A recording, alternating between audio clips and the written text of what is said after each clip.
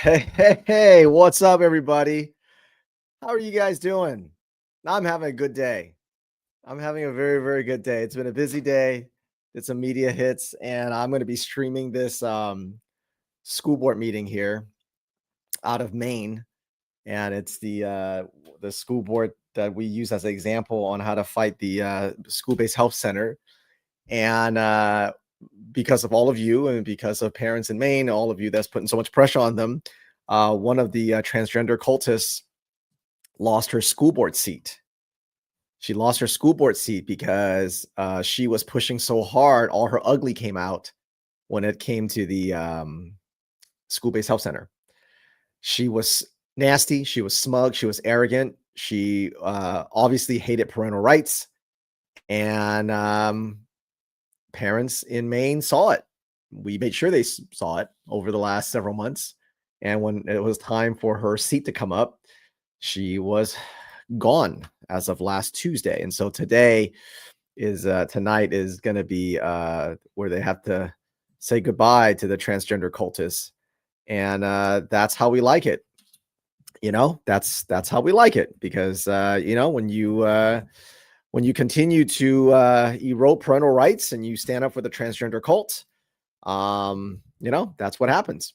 And so we are going to stream this. Let me see here. Now,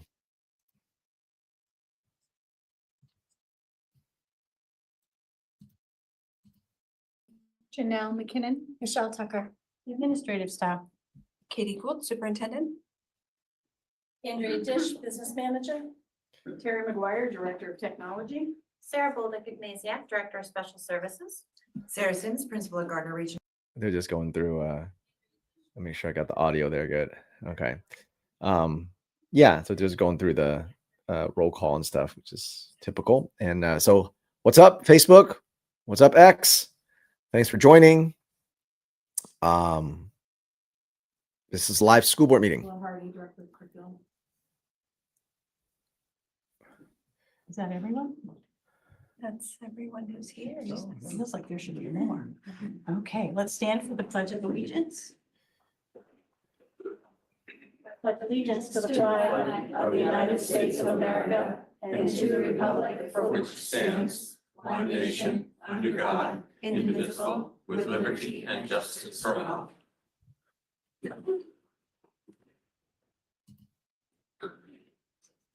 All right. A public comment period script. We're about to convene into the public comment period of our meeting. State law in Maine requires a public comment item on agendas of a full meeting of the school board.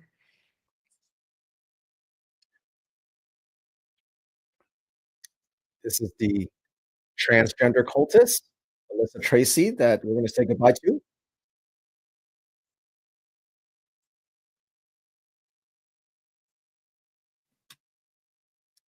So that's good.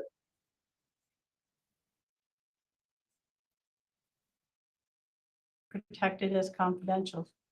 On any matter of concern, we would ask you to go through the appropriate administrative channels.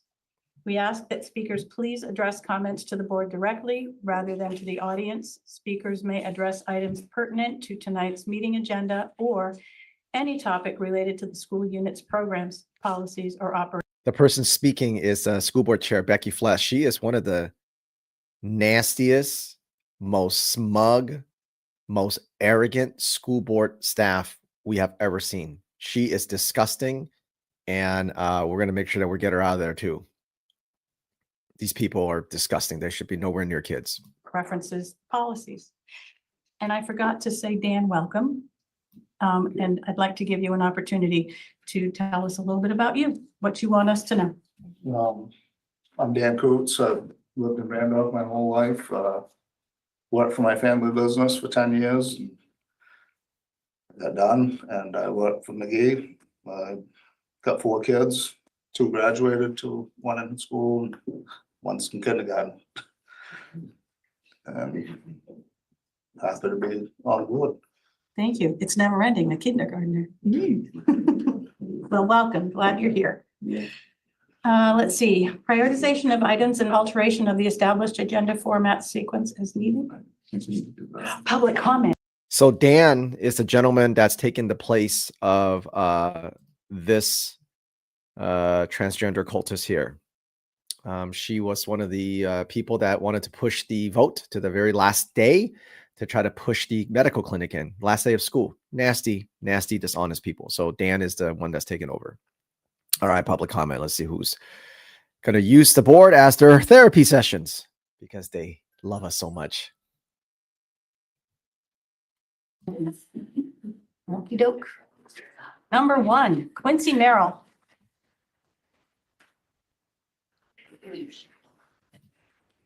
They always get this poor kid up here. 1 second. We need a 2-minute Yeah, timekeeper. I'll do it. Always Thank send you, this Janelle. poor You kid. volunteer to be it from now on. These white woke Thank you. white women put this kid up to just My name is spout Susan liberal Bowden. stuff. I am a sixth Sick. grader in the Gardner Regional Middle School. And I have started doing the drama club. I would like to take this time to thank the non-binary people in drama club because they are comfortable taking male and female roles, and we have had a shortage of male roles in the drama club. So thank you. Thank you, Disgusting. Quincy. Jennifer, You hear what he said? I like to take the time right now to thank non-binary people because they can take the male and female role. That is a child that's raised, that's abused by a woke white woman. Sick, sick, sick. Hi, A woke I'm white woman. Jennifer Richardson. I'm from Gardner. And I'd like to talk about statements and proof of the information of those statements. If a member of our school board makes a statement in a public setting, I would hope that the statement could be defended with data and sources. Recently, a school board member made a statement on a publicly used site that claimed that the reduction in reading and test scores are the result of a liberal agenda in schools. I asked for the data. That is a statement that could and should, if you are an elected member of the community, be backed by data and sources the data came from. Organizations have identified liberal and conservative states, counties, towns, and even neighborhoods within towns. Academic testing results can be obtained by state, county, town, and neighborhood. This school board member should be able to compare the political maps to the test scores and determine which states, counties, towns, and neighborhoods are lagging in reading and test scores and see how they coincide with the political leanings of that area.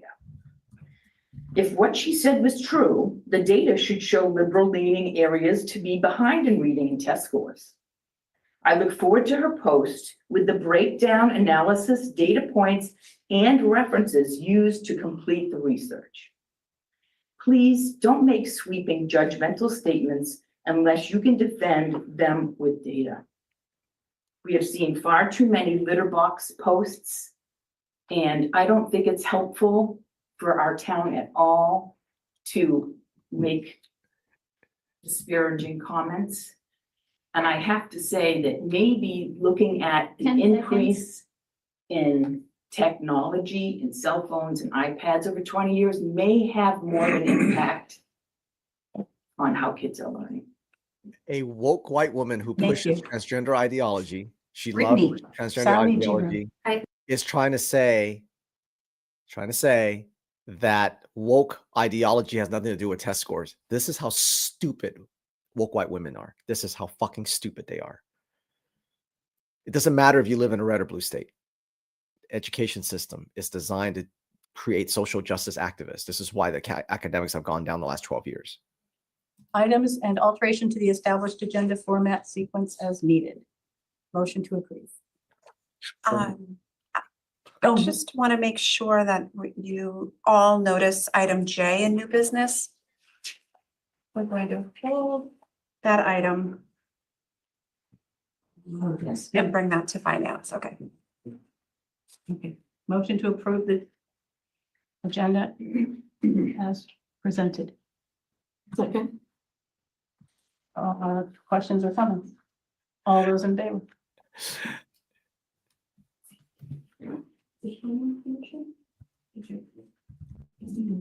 I got it, yeah. Okay, You got thanks. it. Okay. Approval of minutes of previous meetings, regular school board meeting, October 2nd, 2025. So moved. Second. Thank you. Questions or comments? All those in favor? Excellent. Motion carries. All right. We've already jumped the gun and welcomed you, Dan, but welcome again. Thank you.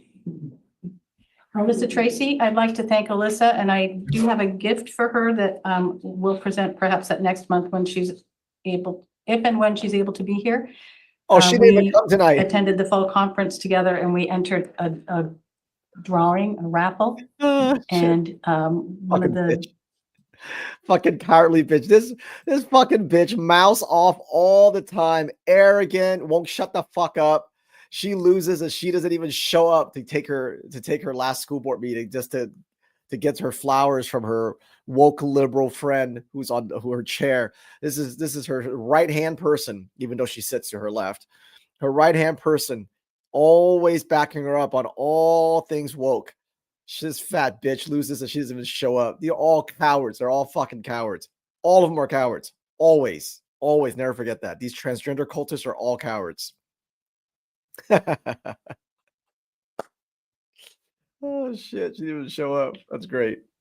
we don't have to buy you any, or win prizes for any blankets. I'm good on the blankets. We'll take that. Okay. Recognitions and celebrations. Just as written. Yeah, you all had in your packet the email of thanks and recognition from the Department of Ed School Nutrition team. They came and had lunch on Apple Crunch Day. Oh, And yum. so they wrote a sincere thank you and a shout out to the food service staff here in MSAD 11. Great. Yeah. Excellent. Correspondence. As written. As written. Committee reports. Capital Area Tech. Okay. We have several points to talk about. At CATC, the capacity for this year is at 66%.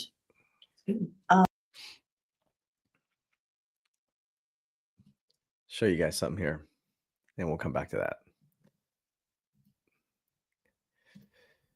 This was the last school board.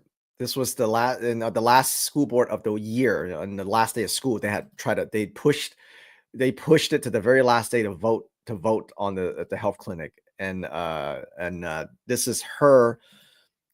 Look at this. This was when these people right here. Oh, sorry. I guess it would help if I shared it. It doesn't make any sense to you guys if we don't share it.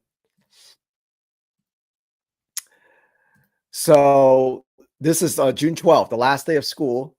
And these people right here are from the company that's pushing this health center that can provide abortion pills and transgender drugs and binding and tucking and all sorts of mental health for affirm-only counselors, vaccines, the whole 9 yards, right? Just dumb as hell. Can't answer any questions. And then look at this. This is Alyssa Tracy there. She could not be bothered. If she had her way, they would have passed it already. But because of all of you, because of Courage is a Habit, what we were doing, they just kept getting pushed and pushed and pushed and delayed them for a whole year. And now we've got her seat, and we'll go back and get that rescinded. So pressure works, time works, right? There's no such thing as losing and winning. You just got to keep exposing them, and then just keep on putting that pressure and make them break. She could not be any more frustrated that questions were being asked. Remember now, this is a medical clinic. This is a medical clinic in schools that can bypass parental consent, abortion pills, COVID vax, you name it, transgender drugs, binding, tucking. And this transgender cultist was so frustrated that thankfully we had some school board members that were asking questions. I mean, look at her. Look at her. She literally turned her chair at one point. When one of the school board members, Michelle over here, she was asking a question. She does a great job. She's asked great questions. Look at this. Look at this. Transgender cultist turned her back. There was times where she was like leaning back, rolling her eyes, making snide comments, all because there were parents and school board members that were like, wait a minute. there's so many questions that goes unanswered. There's so many I don't knows, and let me get back to you. And she wanted to just push it in. That's why she lost. That's one of the reasons why she lost. But see, she would not have lost if parents were not paying attention. Because people like that get in to the seats because nobody knows. Nobody knows. They don't vet, they don't do anything. And so when we come in and we start exposing them, then people know, and then, that's what happens.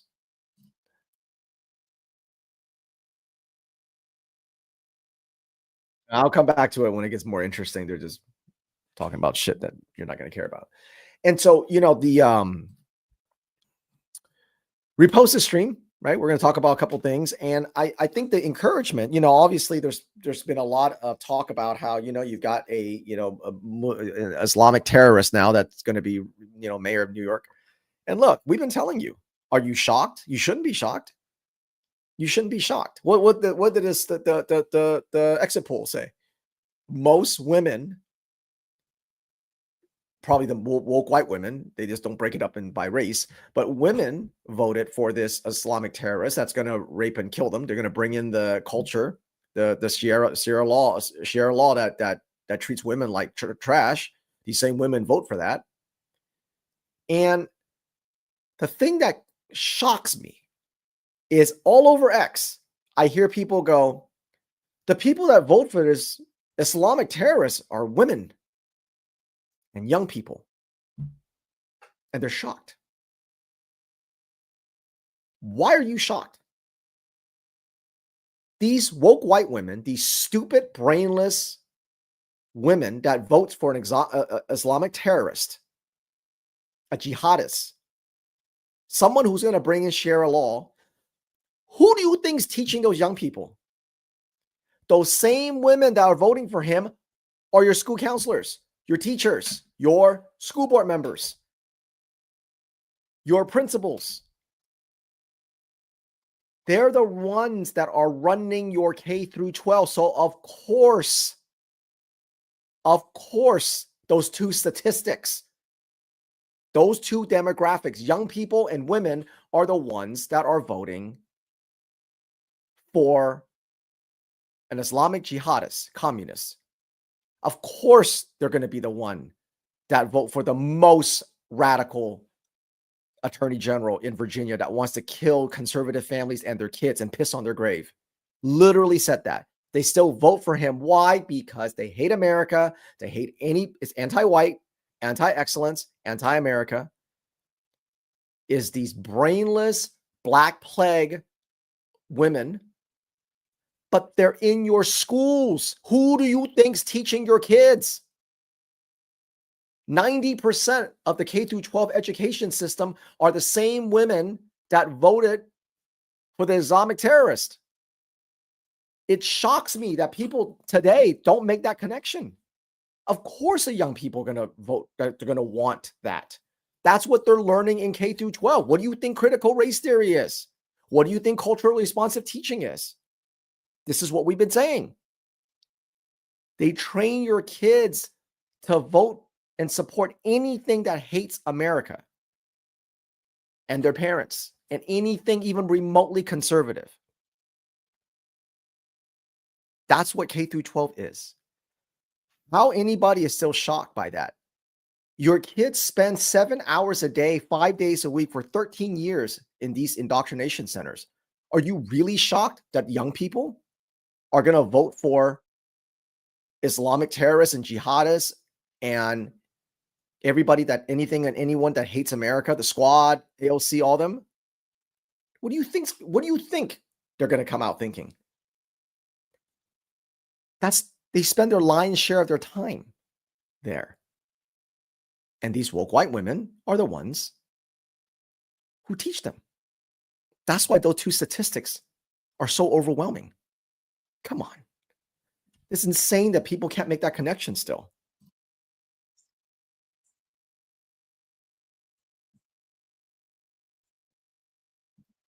Generally, scores went down, so proficiency rates, it's easier to get a proficiency rate now, but only by a little bit. So some of the rise was because of the new norm study. And we went into quite a bit of detail about it on our video. So if you really want to dig into those details and be able to have a conversation about it, feel free to start with the video. It takes about an hour. And we can talk about it. And there is one jump and it's in 10th grade, so that's exciting. We're not sure if it's, I think it's a combination of students being more and more prepared and a little bit of a jump because of the pool change. But we went over that.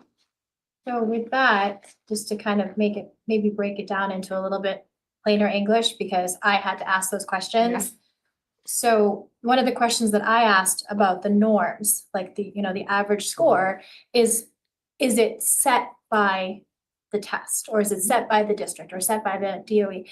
It's actually not a set number that kids have to achieve. It's an aggregate of what kids are currently achieving.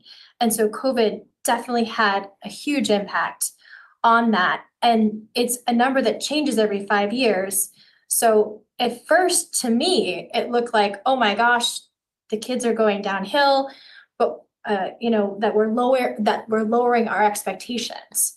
But that wasn't the case at all. It was that given this collective educational trauma of COVID, of kids not learning the same way as before COVID, there's varying levels of children who kept up or had to catch up. So it lowered proficiency temporarily, but it has no real bearing on going forward because schools have been so dedicated to trying to recover from COVID and implement new techniques and curriculums and things like that. So that was really encouraging. So I definitely want to encourage any of you that look at those numbers to say, wait a minute, we're in recovery, we're in rebuilding, we are not in devastation. So that's something I had to really ask a lot of questions about. I also would like to follow up on what you said about the CATV. Something that was really interesting to me was, besides the big trucks, but something that was really interesting to me that I didn't know before is that students that do take the integrated credits, they're able to fulfill their graduation requirements at CATC. So for instance, an English credit may be fulfilled by early childhood education. So some of the academics can be fulfilled with these life skill vocational trainings. And I thought that was fabulous, that not only are students learning a skill like CNA or culinary arts, but they're also fulfilling the way that those programs are written also fulfill the core academics. And so when Jen hops on a little bit later, we'll talk about the excuse of COVID. COVID is one of the most bullshit excuses as to why kids are failing. They don't ever let them use COVID over and over again. That is bullshit because it lets them off the hook. It lets them off the hook. COVID is not the reason why kids cannot read at 3rd grade level in high school. That's not the reason why. Did it help? No, of course it didn't help, but that's not the reason why. If the schools were normal, if they were actually about academics, kids would have forgotten all about COVID. Kids forget about COVID. It's the adults that keep bringing it up. It's the stupid doctors that still wants to mask. You see these idiot doctors on X still talking about masking. COVID did not affect their learning. Kids learn. It's the school's social emotional learning, focus on mental health, their version of mental health, all things transgender, all things critical race theory. The entire school day is built on creating social justice, or what we call toy soldiers, not academics. So using COVID as an excuse 5 years later, it's bullshit. It's not true. It is absolutely not true. And school boards still use it. It's not true. Absolutely not true. That was a real collaborative effort. Well done. I love it. Dropout prevention. Yeah, so we just had our first meeting of the year because September is always a little crazy getting everything going.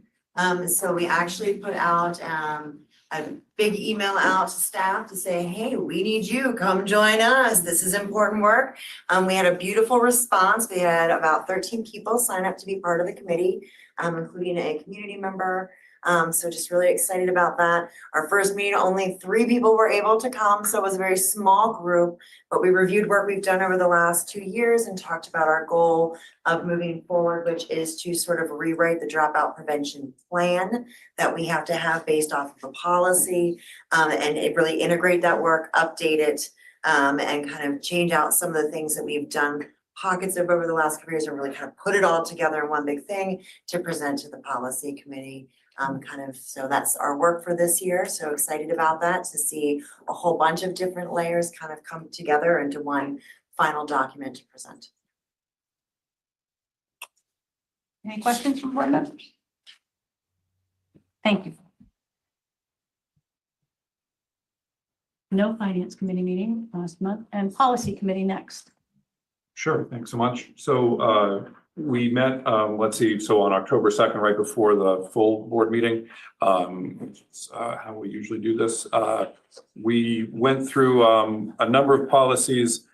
You can see in the minutes, actually, we had one that we kind of put aside for follow-up and had that conversation tonight to talk with Gabe about temperature standards for schools, which is a new main statute, that all school districts will have these standards for their schools. In the discussion tonight, and I'll probably say it again next month, we learned actually we're doing a lot of these. The policy itself just sort of codifies what we're already doing, but sets a standard. So we do have several policies coming forward for first reading here. And what I'd like to do is make a motion to accept those as a bundle. It does cover school board use of electronics. These are all included in board members' packets. It goes over an update for executive session procedures, notification of board meetings, the process for our policy for agenda preparation. Every time this ball-headed guy talk, he says nothing. It's unbelievable. It's unbelievable how long Chrome Dome can talk and say nothing. It's remarkable. So yeah, I'd like to advance those for make a motion for a first reading for that bundle. And Thank you. questions or comments? All those in favor? Great. And then we do have another set coming forward for the second reading, and these have been reviewed on our 5-year cycle and just bringing them back forward. Jesus Christ. Unbelievable. I want to bring somebody up on stage here that it's going to make this whole thing so much better. It really will. This whole thing's going to change. It's going to be fun. It's going to be funny. It's going to be smart. Listen to this fucking moron. That's a lot of pressure there, Alvin. Man, this guy says nothing. I never understand what he's trying to say. Never. Not once. He doesn't know. He doesn't know what he's saying. Like he doesn't even know. Every time he speaks, it is nonsense. It's not. Even when he's trying to say something like about these packets, I have no idea what he's talking about. Yeah. He doesn't know. But hi there. Hi. How are you? I am amazing. How are you? Good. Good. Yeah. Are you missing one of your lights? What? Are you missing one of your lights? Because you look a little darker than normally. Is your key light on? Yeah. Everything? Let me. Okay. I can adjust it. No, don't worry about it. I don't want you. Let me try to adjust it a little bit. No, I think it's just it's not your left side where your key light is. It's your right side is a little dark. So I just thought maybe you forgot to turn one of your lights on. Let me. All right. Let me see if I can adjust it for the people. All right. There you go. Yeah, I don't know. All right, I'll That's play all with right. it while we're listening. But Yeah, don't worry about it. It's all right. I was just wondering. So yeah, hi. hi. I Thank you for feel hopping like, on. listen, I have pretty good intuition, and I feel like MS 8011 has missed us. That's just kind of, it came to me today, and I was like, you know what? They've been missing us. So here we are. There we are. We'll pick some up. See what else we can pick up. Oh, we got some fun stuff for MS 8011 though. We got fun Oh, yeah. stuff for Becky. We got fun stuff for Joanne O'Brien. Oh man, We've I missed can't wait. them. Oh We've man. missed them. They Oh, thought yeah. they probably thought we forgot about them, but we didn't. Oh no. We're gonna make sure that their holidays are great. We're gonna send them off to Christmas break in Yep. in That's a what we great do. way. We bring joy. Yeah, we bring joy. Friday for football against Wells. And winter sports parent meeting is on November I'm 13th gonna at talk 6 about p.m. winter sports. So yeah, COVID. Okay, right off the bat, I know this is your favorite topic. Oh God. Okay. What drives you up the wall about how schools talk about COVID? Oh, it is the excuse for everything. Still, 5 years later, it is the excuse for everything. And what they fail to tell people is that they're like, our behaviors are worse and our reading proficiency is down. And they give every excuse under the sun. But they say because of COVID. But what they don't tell you is to look at the trend that actually it was already going down. All of those things were plummeting since 2016, 2015, 2016. And so how can you blame COVID? Like if they were at the peak, they were doing so good, and then there was a massive drop off in 2020, that would make sense. Yeah. But that's not the truth. Everything was going down for 5-6 years prior to that. So what was your excuse then? It drives me insane. It drives me insane that we're still talking about it. It drives me insane that they still want to use, the kids, their mental health because of COVID. No, the only people that keep talking about it is people that need it as an excuse. Yes. You teachers, you administrators, you school counselors. That's the only people that keep bringing this up. Yeah. That's the only people. And then the stupid cucks that still wear a mask with a PhD and a doctor after their name, or in the front of their name and the end of their name. It's all unbelievable. COVID. All COVID. Like nobody damn. would be talking about it. Kids were if school was normal, like just normal, focus on academics, focusing on really growth, kids would have forgot all about it. Yes. If that. adults would let this go, kids, it would have been so far over it. But adults won't let it go because it gives them an excuse for all the failures that they have done and they have implemented into the schools. But again, anybody that's questioning me, go back and find some of the trends, because it wasn't COVID that dropped this off. All of those stats dropped around, like I said, usually around 2015, 2016, and it was on a downward spiral. And then COVID hit and they said, it's all because of COVID. It's all because of COVID. Yeah. And they're still using it. It's the most bullshit. Wow. It's the most bullshit thing. It's disgusting. It's absolutely disgusting. I wanted to share this because we're just waiting for something interesting on the stream here. I wanted to share this. Speaking of COVID, right? Speaking of COVID. Okay. Let's see if I can pull this up. Now you got me all trying to my light. Yeah, no, I wanted to turn you up on that. That's why I had mentioned that. I go, well, before you got on. See, this is some good chemistry we have. So before you got on, I had said, when Jen gets on later, I'm going to ask her about COVID. She'll tell you. She'll tell you why this is a bad excuse. And I said, tell us about COVID. And you went right into it. I'm like, see, that's exactly what I said. All right. So, all right, let me just make sure they're not talking about anything that's interesting that I want to About share. the First Amendment, we went to another one and we got these beautiful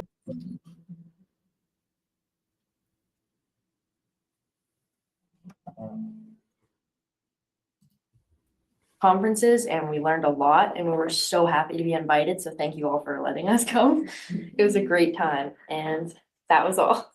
Thank you. Good job. That's the student rep Yeah, that's good.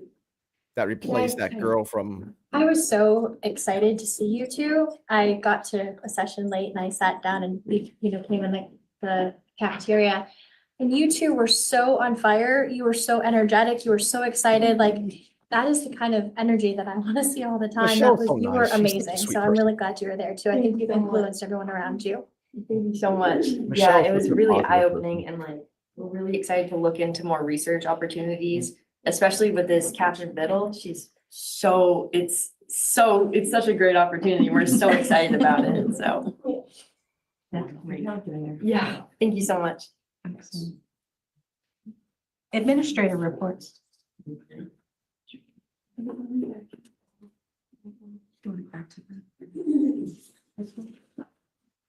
Oh, school, yes. So now that we have the school-based health center report, let's hang on a second with those. Let's just take a minute, everyone, and go ahead and look at it and read through. school-based health center report. Good. We're gonna stop that shit.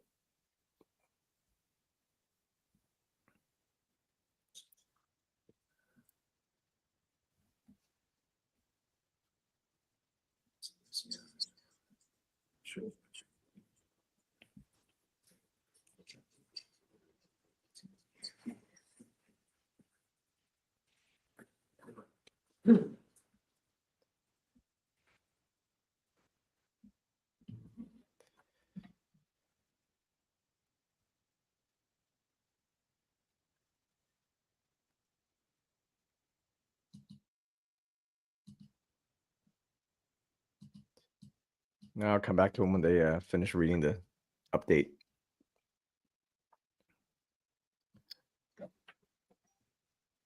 Yep. They're they're trying to figure it out. Hey, this is a good night for us to go. I knew they missed us. I knew it. That's why they have the school-based health center update tonight. We're like, we're here, and they're like, we will update you. Courage is a habit. Alvin and Jennifer, we got you. There you go. We got you. We know how to I'm stop sure of it. it. I know. Yep. Still reading. So if anything on this report All right. I'll come. creates a I'll question for reshare 'em. you, Katie, you go to these meetings. I was there, yeah. And Molly also. So if anyone has questions from this report, I would suggest please send them to Katie. And Katie can bring them to the next meeting and they can be part of the next report. And the next meeting is in January, as it says, so we can just have a smooth flow of Just a information. clarification on one item about the IT walkthrough. There's no way they will be able to gain access to the school data on students or anything. They're gonna be totally separate in their internet. In their internet connection. Yes. There's no way they can tie into our existing systems and get the school computer systems. Yes. They won't have access to that at all. Right, they will have a separate internet connection. Another question. At the October meeting last year with Health Reach, as well as the December school board meeting, there was an emphasis that there would be privacy and separation between the nurse's office and the school-based health center for privacy, HIPAA, FERPA, all the regulations. But this is saying that they're going to be joined together. Can you address that? That doesn't seem to be kosher with what was explained to us prior. Yeah, and you'll have a chance to see, the spaces are right next to each other. They are going to be sharing a bathroom, so there's an entrance. Is that what you mean? Well, I see the bathroom entrance. I see that, there's going to be renovations, but I see that the two offices are going to be side by side, kind of joined together. And that doesn't seem to be in line with the privacy that was talked about before, that the nurse's office would be very separate than the health center. So. Yeah, they're next to each other currently. They'll remain next to each other, but the facility, there will be separate entrances to each. And so they will be separated by a wall. Currently, there's a walk-through door. And, but they're separate, they will be separate spaces once the renovation is completed. Okay. So if a child wants to visit a nurse, Any other questions? they'll be forced to go to through the school-based health center. Maybe That's where- Gabe can address this. Do we have a, is he still here? Yeah. I was gonna say, was there a ballpark figure in terms of what needed to be raised above and beyond possible grants? Just a general. No. No, there hasn't been a specific amount yet.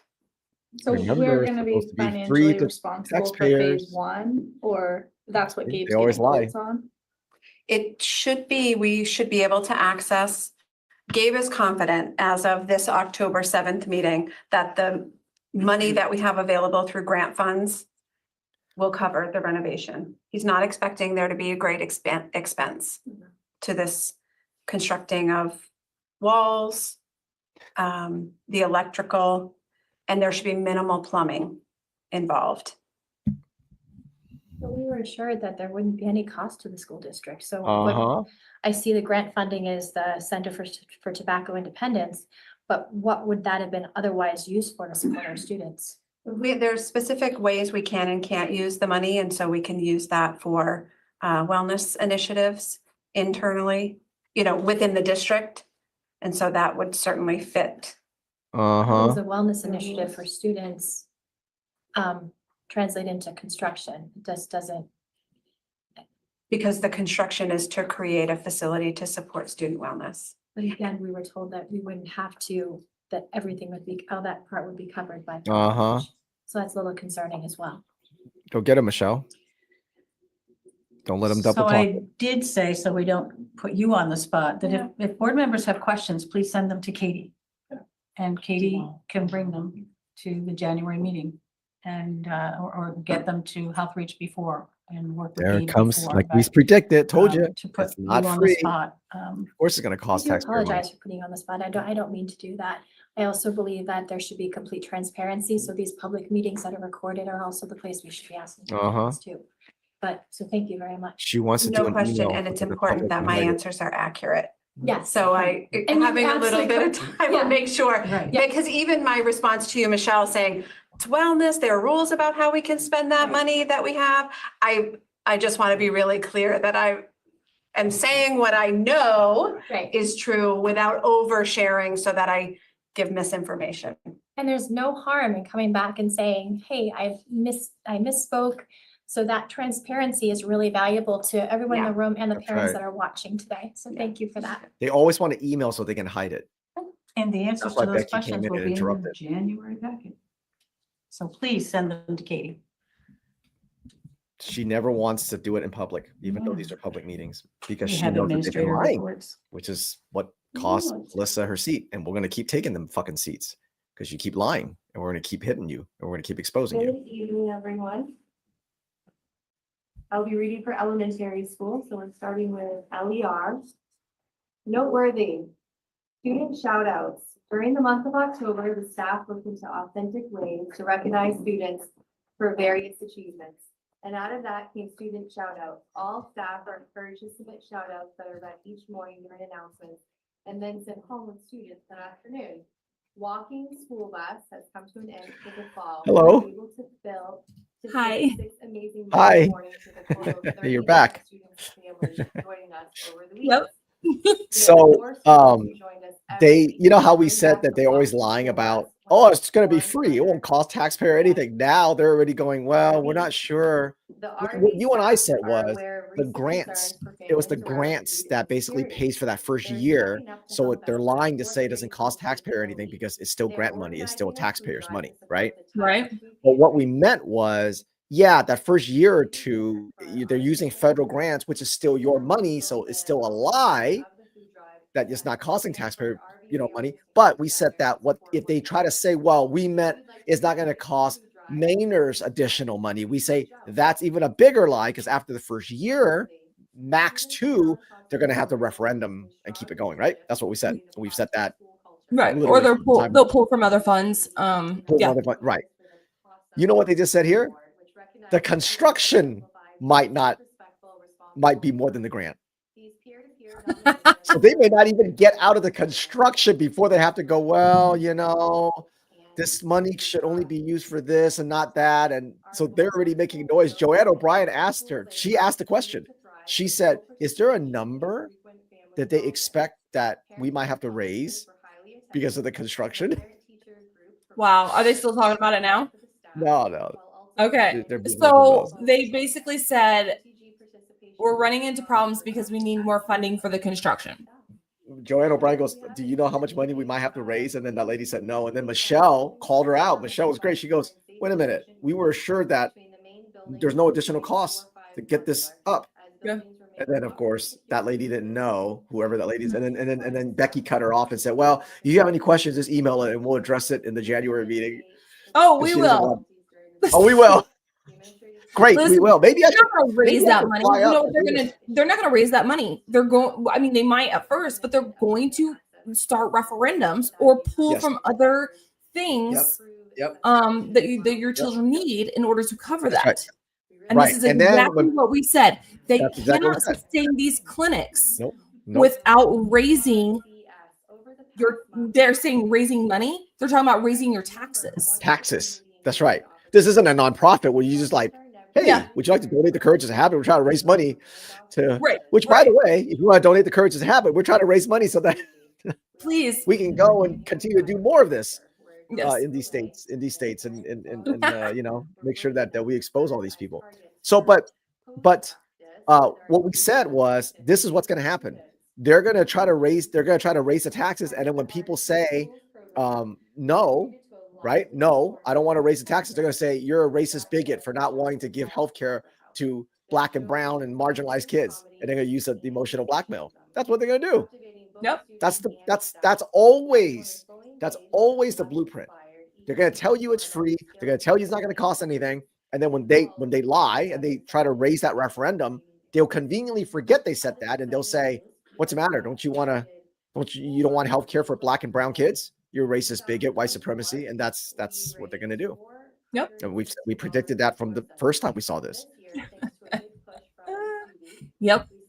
You were like, it's not going to be free. They haven't even started. They haven't even broke ground. They haven't even broke They haven't ground. even cut the damn ribbon. And they're already saying we need more money. These fuckers.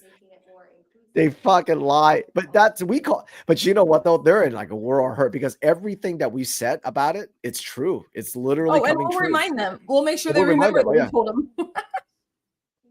We will remind them again and again and again and again. They're Oh, yeah. gonna be, I know. There's They no- missed us. They missed oh yeah, us. they did miss us. They missed Yes. us. Yeah, there's no way. There's not gonna. Who there's doesn't no miss way us? in- I They're was so just- screwed.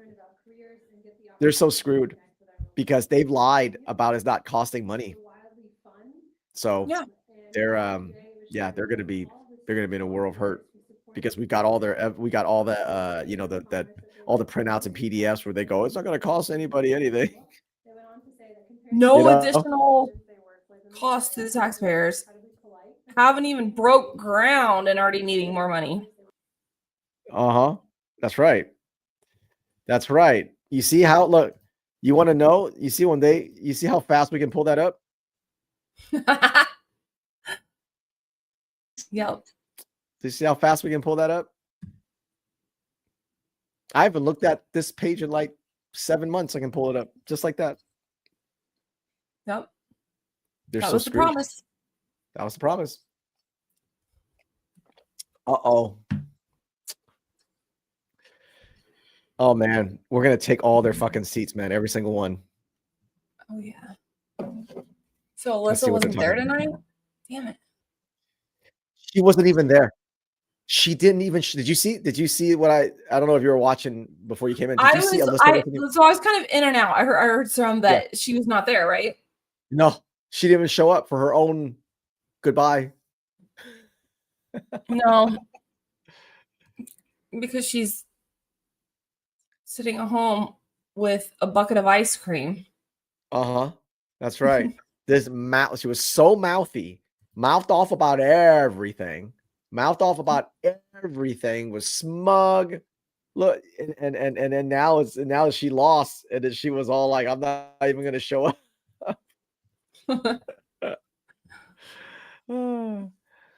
You want to see us expose more of these people in different states? Support us. All your support goes a long way. This is what we use the money for. This is what we use your support for. Donate.courageisahabit.org. And, we keep exposing these people and letting the parents do their job at the polls, at the voting box. Look at, did you see this? You remember this from June 12th when they were talking about this, and Michelle was asking, well, look at this. She was so frustrated that they were asking questions. She just wanted to pass it. Look at this stupid bitch. Look at her. She was so irate that Michelle was asking questions. She turned her chair. Oh my God. I mean, this was a school board member. You're welcome, because we made sure she was not anymore. Yeah, look at what a child. Look at it. Michelle, she's asking the questions, and she just, these people cannot be sitting on a school board. No. Look at this. Insufferable. Right, insufferable. Look at this. Can't stand it. Can't stand the questions. The pesky questions. The pesky questions, She was like this the whole night on the last day of school because they pushed it. Yep. And that's what happens. See? This is what happens to you. This is what happens to you. Yes. We make sure everybody knows it. We have many, many more to go. Many more to go. Yep. That's right. Yep. Let's see what they're talking about now.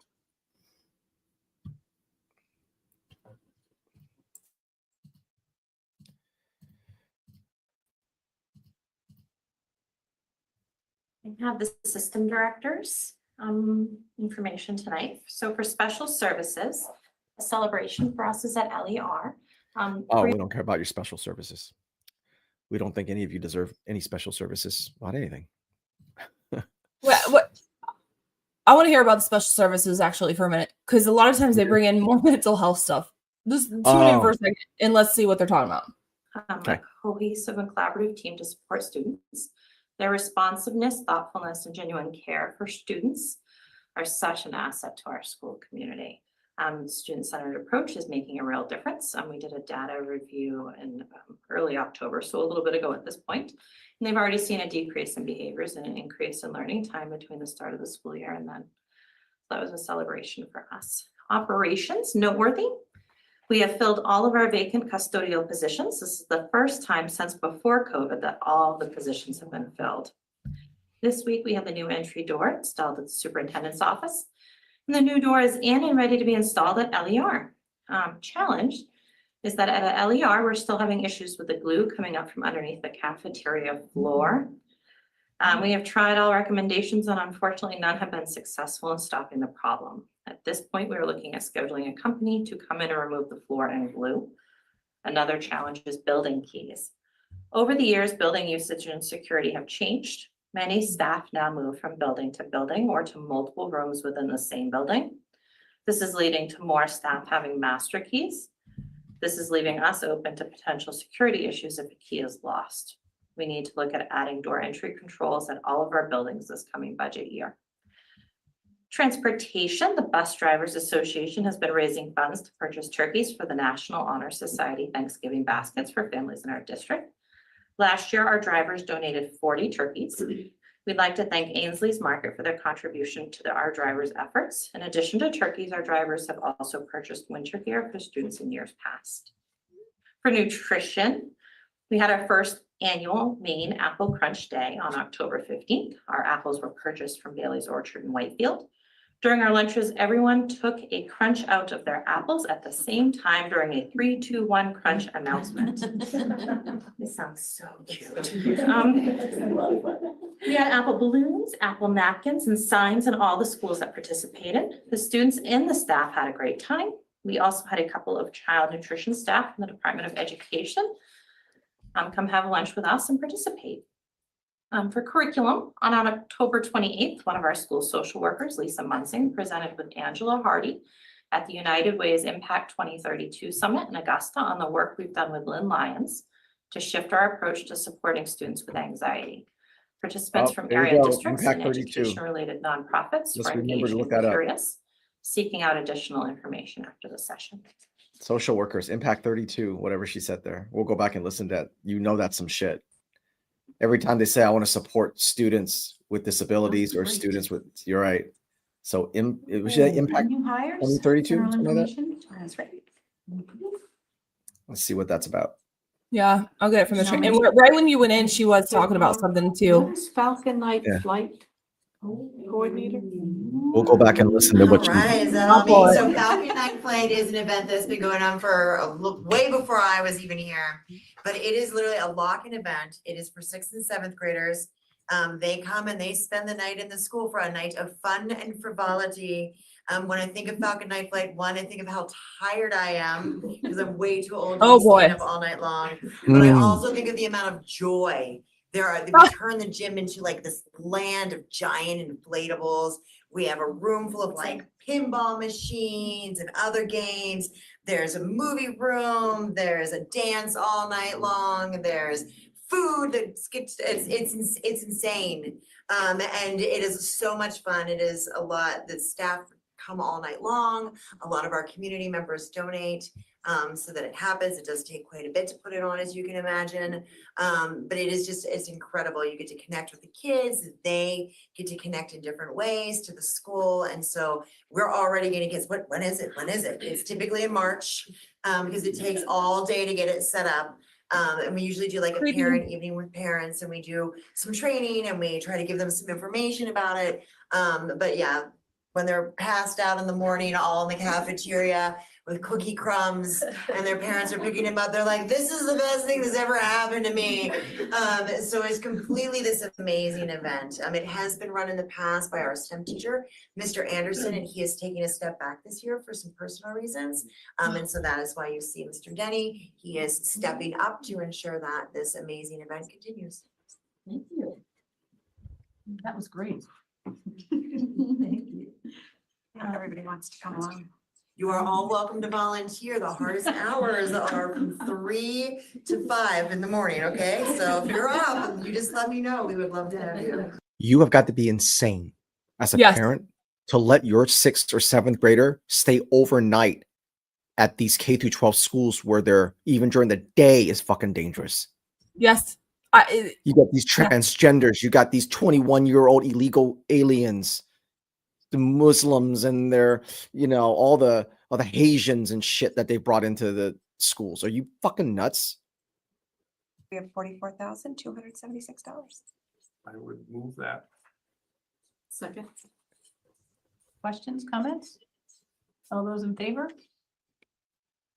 Are you nuts as a parent to trust your child to stay overnight? You have to be. New business. You get today, you It's gotta old be. business. This but is not it's new 1985. business. So we have Mrs. Kramer here. Yay. Let's see what this business is. But I'm gonna come back to that. We're gonna circle back to that. So Reintroduce you want to the trip write down that's the happening. Yeah, so Yep. in 2023, It's, I was at a school board meeting I got it. to talk about The timestamp, this yeah. trip that is now. timestamp? Yeah, because they started at Yes. 6:30, Seems so really it's wild about that at that the hour started mark, a almost little 3 before years the ago, hour mark. During spring break, we're going to France and Spain. We'll be starting in Paris for 3 or 4 days, and then the Provence region, which is in southern France. And then we end in Barcelona, Spain. Ella will be on the trip. While they're talking She also about was able to France, chaperone very Judy Collins' quickly. trip this past year. Yeah. Very quickly, while they're talking about France, we'll go back to it because I want to, as we're doing this right now, for anybody that's watching, honestly, I think it's important for us to kind of give commentary on these areas, and we'll come back and expand on them and give more context. But when people are at a school board meeting or you're getting newsletters, you're getting information from your school, you watch your school board meeting online, I think it's very important to be able to interpret what they're saying. And a lot of times it doesn't seem like a big deal. And so we'll circle back to that. Back. That reminds me of that stupid Biden person. Sorry. We'll come back to that. And, but yeah, there's so many little things in what they say that people need to start paying attention to. So Yeah. This is how they've gotten the schools to be the way they are. Mm-hmm. Parents are like, that sounds fine. That sounds fine. That doesn't sound, but it's not, it's never what you think it is. That's the problem. It's never what you think it is, what it sounds like to a normal person. So a lot of this stuff just kind of flies by, parents. Person that's working with us will pay the people that need need to be paid, and we're actually stealing the same guide that we had in Italy and Greece because we loved her so much. So we are kind of just recycling almost all the same chaperones of some of the same students, and then also a bunch of new students too. But I'm really excited about it. I purposely chose this tour because I studied abroad in college for grad school in Paris, and undergrad I was in Toulouse, which is near Provence. And then I've been to Barcelona as well, so it's kind of the share, it sounds selfish, but to share the places that I've gone with students. I do think like a highlight of these trips or my career with these trips is, even though I lived in Paris for a year and have studied this language forever, like seeing someone see the Eiffel Tower for the first time is super exciting. And hopefully nothing bad will happen in the world. Oh my God. Issues. Notre Dame caught fire. Parents, do not let your children go with Go to them. Paris. When I arrived in It's fucking full of illegal Islamic Muslims there. Jesus. Or the Mute it for a minute. Although I was in Paris this summer, so I. If parents don't understand what is going on. Oh my I'm God. going to Paris. I hope nothing bad happens. Give me your They kids. are, oh my God. I can't even imagine. Okay. They are infiltrated, completely infiltrated with illegals, with whatever they want. I don't know what they call it there, but they have been captured and taken over. It is a very dangerous place. Very dangerous place, parents. Wow, she even stood there and said, I hope hopefully nothing bad happens in the world between now and then. No, bitch, it's fucking bad now. It's bad now. This is Paris. And you're gonna take children there? This is Wow. Paris. Look, full of They've been completely captured. They've been This will completely be our taken future over. if we don't stop this shit that we're Look at dealing with. Look at all the whole. This is Paris. And you think these degenerate? Oh, look at this. That's unreal. This is Paris. Yeah. This is because they've been overran by inclusion and shit like that. Yes. Yeah, it is not safe, parents. Do not send your children there with these my people. God. Wow. I can't, actually I can, but the fact that they even introduced this, they think these people are so stupid that they think it's a good idea to take a bunch of high school kids to Paris, France, to see the Eiffel Tower right now. Yeah, this is not the 1990s. Yes, this is not 1990. This is the Eiffel Tower. This is it right there. Look. Yep. There you go. Holy Savannah. shit. Savannah's doing the thing here. And you have about 400,000 to 500,000 both legal and illegal migrants coming into France every single year. And as you are walking around various suburbs of Paris, you very much see that. Now, first impressions of Paris. There is graffiti on every single beautiful building as you are driving from both North Paris into the heart of the city. On top of that, the city isn't the cleanest, I'll be quite honest with you guys. It's pretty stinky, lots of trash. You are very much seeing the results of the migrant crisis on every single street corner. Let's come back. Let's come back because I don't want to miss what new other Easter eggs they have in store. Like, Jesus. Yeah. Thank you so much. That is insane. Parents, do not send your children there. The fucking with these people. School night. That's true. Good night, Quincy. It's in the way. Yeah. Poor kid. They get this kid up Maybe there to that. spout all this Right. shit every time.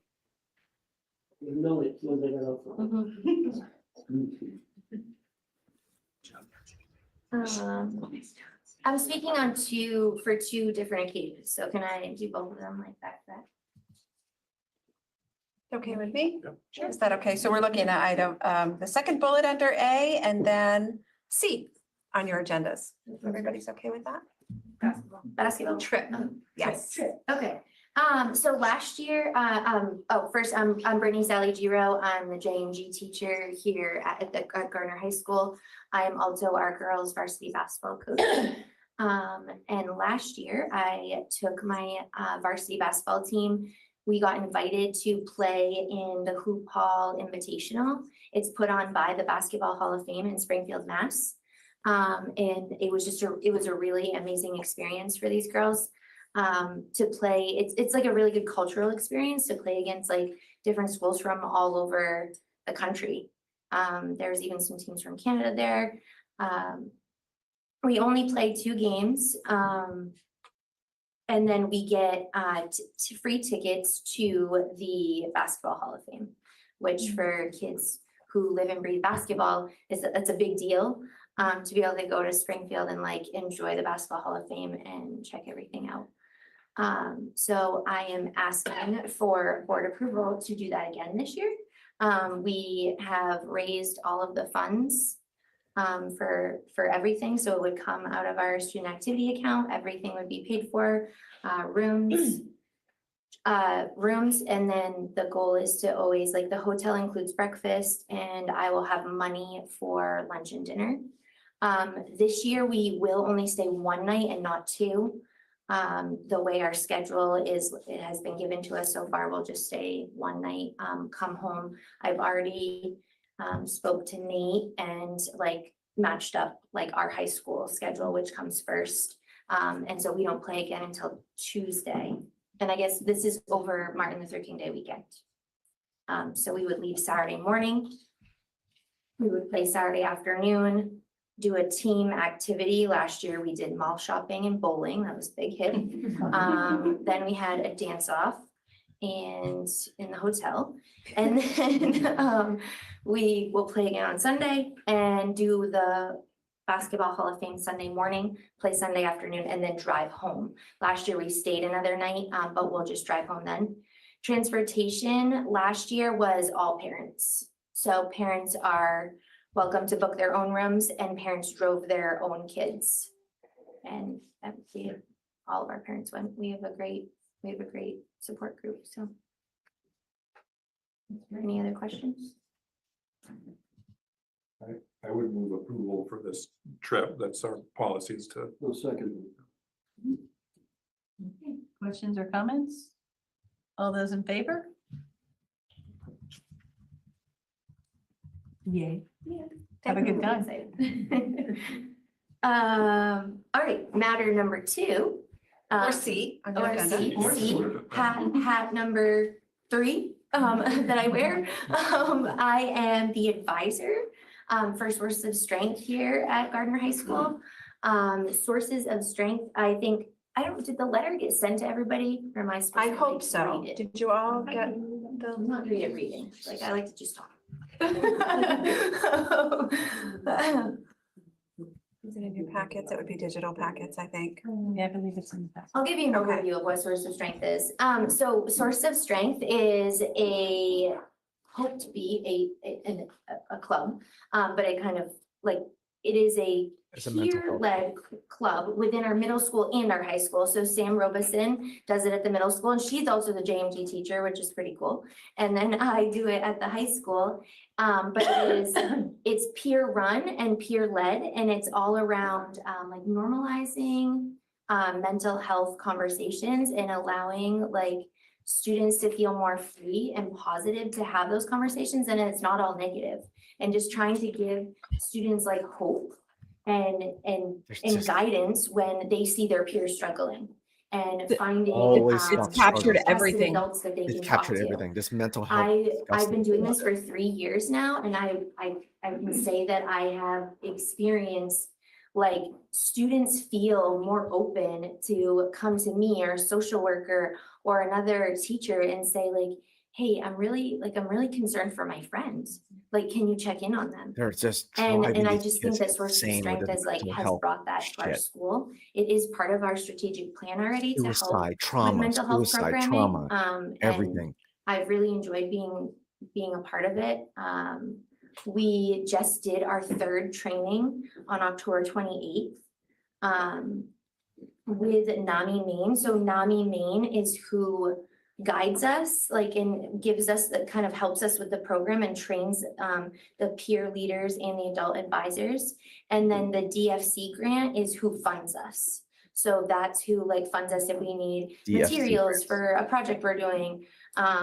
Like right now, we're Okay. putting on a thankfulness challenge, and we're challenging all of our homerooms to do the little hand turkeys of what you're thankful for. And then they use the hand turkeys to make big turkeys on the wall. And like last year, we had turkeys the size of this wall around the school that were all hand turkeys of things that kids were thankful for.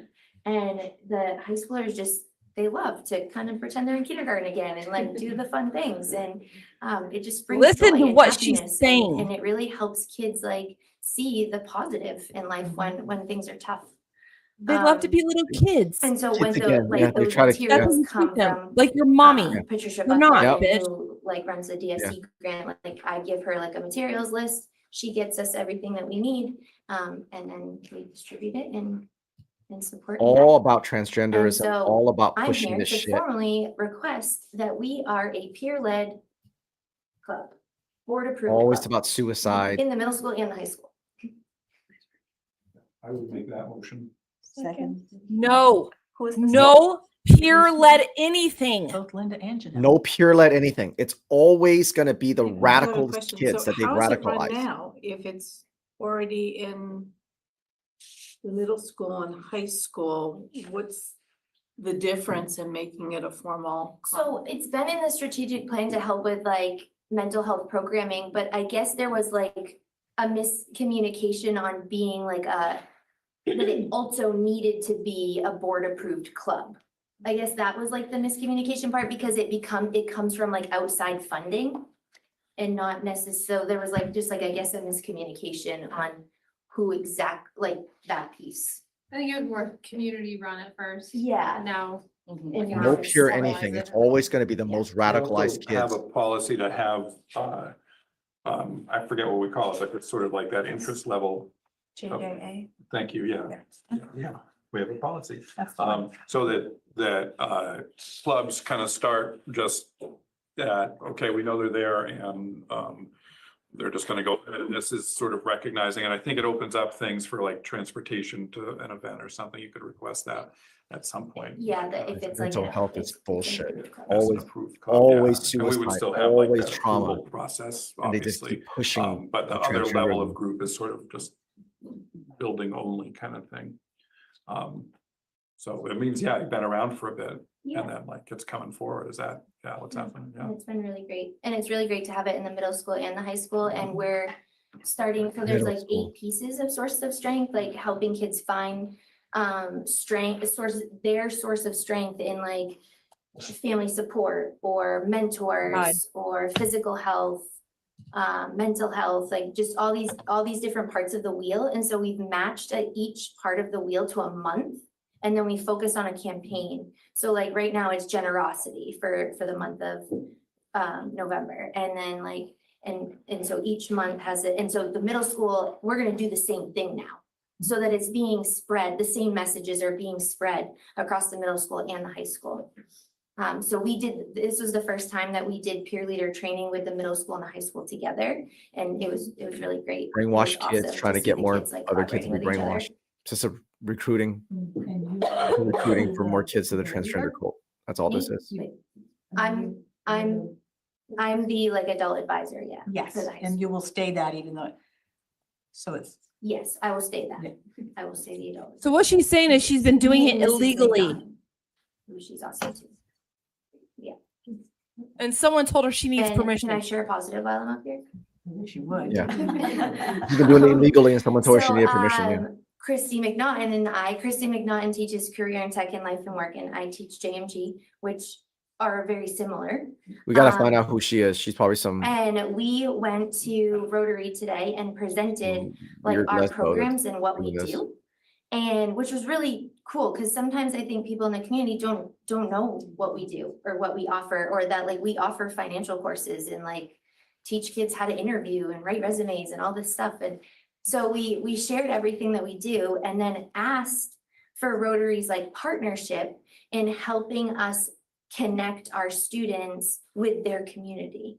And because that was part of our SEL goal this year, was to There you bring go. connectedness, like to help students feel more connected to their community. Of course, SCL is And the Rotary was all about it. They were all over it. And they were so excited and had so many great ideas. Like when we could have spent all day there talking. And we are gonna host, our first event with them is gonna be like a career. We're calling it career speed dating.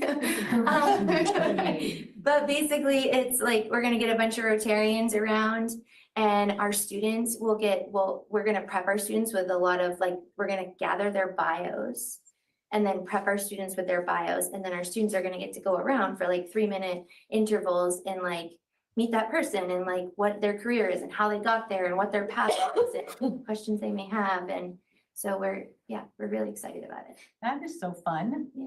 I love that. Second end discussion.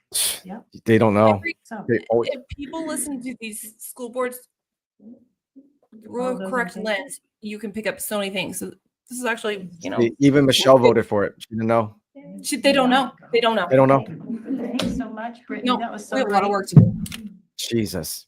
They don't They know. don't- They don't know what the fuck this is. They just voted for it thinking it's mental health and helping kids Yep, write resumes. it's No, good. it's a It's good. front for transgender culture. It's a front for more transgenderism. And we'll prove it. We'll prove it in an hour. District Ed Tech. Like an hour, we'll prove it. Yes, Easy. so you've heard a lot about opportunity culture, which is our Oh, this is this is leadership another one. model. Opportunity And culture. collaborative student support, planning, using the data, making decisions, instructional decisions. And we've established leadership positions across the district as part of this opportunity culture model. So part of this might be similar to you, but I wanted to make sure that it's on your radar, and we're seeking consideration to approve the shift of a district Ed Tech 1 to specifically slide into an instructional role as part of the opportunity culture model at one of our elementary schools, with the potential that we would need to move in another building. And if you recall, we have had conversations, I think historically, about when there's instructional responsibility, it really requires that it's an Ed Tech 3 in that position. And so we are seeking for permission to use funds that have been established to switch from a district Ed Tech 1 at Riverview School to an Ed Tech 3 position. And I would welcome any input from Vicky or Angela, or if there are any questions. Feeling, do you have any questions about it? All mental health programs this is always because leads to the we are transgender culture short today. staff of teachers. Always that we remember wanna that, folks. Have ed techs Always doing remember more that. instructional work. By design, the plan was to have a reach associate, which would be this Ed Tech 3. And we needed to go through, we needed the dust to settle on the school year, to get routines in place. And then we went through a hiring process, and we are ready now to fully implement the plan at Riverview. And that's the reason. So no, it's not for a teacher shortage. What we've done is we have 2 teachers that have taken on leadership roles. And part of that is they'll be released from their classroom to take on this leadership role, and we need someone to support them with their classroom. So it's actually increasing the ability to teach, because our teachers are taking on these roles to work with other teachers in classrooms, but they need a support person in their classroom, so they have some of that release time. So it's not a shortage, it's actually increasing the ability of our teachers to take on some leadership roles. Creating flexibility so that students have continuous support and service and teachers have enhanced support and service. And so it was budget neutral. No, it's really not. So the additional money for this year is coming out of Title I. In future years, there would need to be an increase to your budget. So as you increase from Ed Tech 1s to Ed Tech 3s, there would be an additional cost. But this year it is. This year, Title I is picking up the addition.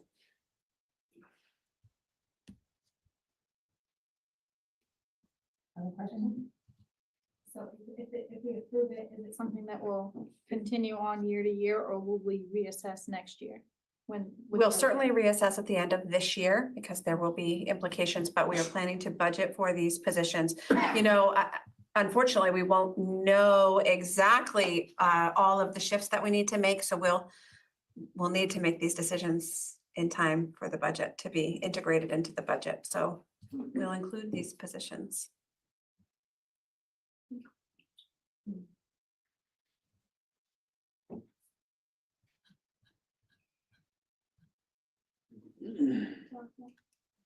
Okay. So we have a motion and a second. Yeah, so yeah, we need a motion here, so I would move, yeah, we. Sorry, I thought you. So just remember, parents, today, anything that has to do with mental health, trauma informed, social emotional learning, of course, it all leads back to woke ideology. It leads back to transgenderism. It leads back to normalizing illegal aliens, normalizing cultures like the Islam culture that's going to come in and absolutely just decimate your way of life, all under the guise of anti-bullying. So anytime you hear mental health, it's always going to be like this. I promise you, there is not a single program that your school's going to push about mental health that doesn't lead to that. I've not heard of this program, but I promise you right now, I'm telling you live, when we look into this program that she just mentioned, it will be all about the transgenderism. They might front it with like, oh, we're going to help kids like write their resume and stuff. It's always going to be identifying kids. It's just these programs like this, that lady was like, you know, I want to go up and be able to get this money and do these programs. It's all about getting your kids longer after school and different programs. That's all it is. Mental health is all about that. Always. Uniforms that represented the school. While we've maintained the Falcon identity, I have heard over and over again from kiddos, from families, from staff, why are we just not the Tigers? Because you don't go to a middle school game and hear Falcons, Falcons, you hear Tigers, Tigers. And so I was like, all right, this is the year we're going to do the thing. So we sent out a survey to our parents, Yep, she did. staff, and students. She did, Jeff. Parents, 98.6%, course she did. 100%, well, 98.6% in favor of being Tigers. Staff, 100% in the survey were in favor, and students were 84.5% in favor of being the Tigers because they want to keep the name Falcon Night Flight. And I was like, we will come up with something super creative. She's talking about just a logo. Yeah, they talk about again anything Christian, white, anything pro-America, they're going to be against. So yeah, no, thanks for reminding me of that, Jeff. That's true. So yeah, that's so. But anytime you hear mental health, just remember, mental health is all about anything that's against any conservative idea, any normal idea. Not saying I don't want to open borders, I don't want illegal aliens, I don't want Haitians and all these people from third world countries to come in America, unvetted, illegals. That's not a conservative thing. That's a common sense thing. That's just a normal person thing. So every time you hear that, that's how it's always going to be. We're talking about the mascot.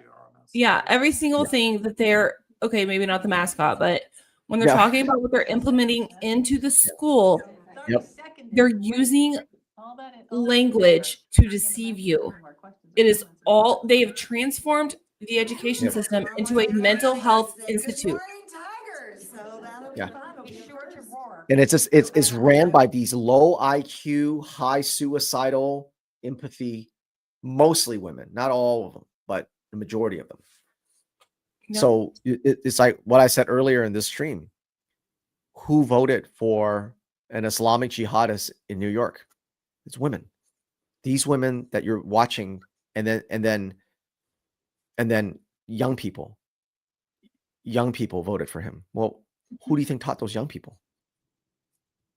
Right. These same women. Mental health, everything. And they are the most. They have the worst mental health that probably any American has ever graced this country. It's incredible. Lisbon and Marana Cook. So Lisbon and Marana Cook have both reached out to us to see if we would be interested in taking them on for an indoor track and forming a team co-op. Lisbon had been with St. Dom's, but St. Dom's has closed, so Lisbon has nobody to go with. Marana Cook hasn't been with anyone and have about 8 interested athletes. Lisbon has about 10, and we have 20 signed up. This is our second year as a club, so the district is not funding our outdoor track and field program as of yet. The cost for indoor track and field this year is $2,500, which is paid out of our activities account and or with the boosters' help. And that's to pay dues for the Kennebec conference. There's no transportation provided, so our parents are great and they transport their students to the meet. And there's also no coaching stipend, so every winter. Sports team. Oh, so yeah, if you guys have not signed up for a newsletter, do so. We don't actually bother you very much. Only when we have like cool things to share, new tools. You know, we did a press release, like a big report, stuff like that. But yeah, sign up for a newsletter so that way you can, you know, be the first to get some of our stuff before we share it publicly. Newsletter.courageisahabit.org and sign up. Like I said, we're not, you know, I don't like being on newsletters that bless you. Sorry. I muted. I know you did. I don't like, you know, you sign up for a newsletter and then you get one like twice a day. I'm like, geez, man, even if I wanted to hear from you, I don't want to hear from you twice a day. Yeah. You know? Yeah. That's when I unsubscribe. Yeah, then you unsubscribe, right? So honestly, we really, I mean, to be honest, we probably should send out the newsletters more than we do, and we're gonna try to do that. So hearing too much from us is not a problem, you know, but we get so busy and we get so much into, you know, diving in and researching and creating and producing that we probably don't, I know we don't send out the newsletters as much. So being annoyed by us is not the problem, but we will try our best to send out more. But anyway, it means that when we do send it out, it's something really, really important. So sign up, newsletter.courageisahabit.org. Yep. You know what? This is how little actionable tools always will be sent to you. So if you're, you know, nobody can follow a certain page or organization or whatever. Yeah. All the time. You don't see everything. Yeah. So you will get our new tools that come out that are actionable and information that will be very relevant to you. And then some extra things like our big reports and stuff like that. Right. That's all right. And you know, I don't remember the last time I shared the newsletter. So we really, you know, we should do a much better job on it. But we know we just don't. We know that because our constituents are mostly parents with school age children, we know how inundated you are already when you have young kids. So we're not trying to high touch unless we have something important, right? So yeah, we're normal people. Listen, I totally understand if I get an email from someone every damn day, I'm shutting it off. It's like, it's too much. So it's too much. We get too much. We also respect your time, but we're going to give you information that will be helpful and useful. Yeah. We don't just, you know, we're not trying to build like a newsletter program. We don't advertise it. You know, we've built our newsletter. We have a pretty, I mean, for small organizations like ours, we have several thousand subscribers, which is, you know, I didn't tell you. I think we broke 7,000 recently. I love it. You know? Thank you for anyone that's listening, that's signed up. We appreciate it so much. Yeah. I think we just broke 7,000 last month, and it took us like 3 years to do it, which, you know, because we don't advertise it. We never run ads. We've never advertised it. We don't even advertise it sometimes on our own show. Right. So to build that organically like that, I'm very proud of this tiny little group that are signed up, you know, to our newsletter and everything. So, you know, help us reach 10,000 sometime next year. I guess at the rate we're growing, you know, it'd be great. Maybe by our birthday. How's that? By March, you know, we can reach 10,000. Our birthday. Yes. 5 months. That would be amazing. That's still 5 months. You know, that's pretty aggressive. considering how slow we grow that newsletter. But how about that? How about we do that? How about we try to reach 10,000 on our newsletters? We're at about 7 now by our birthday, which is March 15th, and it's November 6th. So we have a little over 5 months.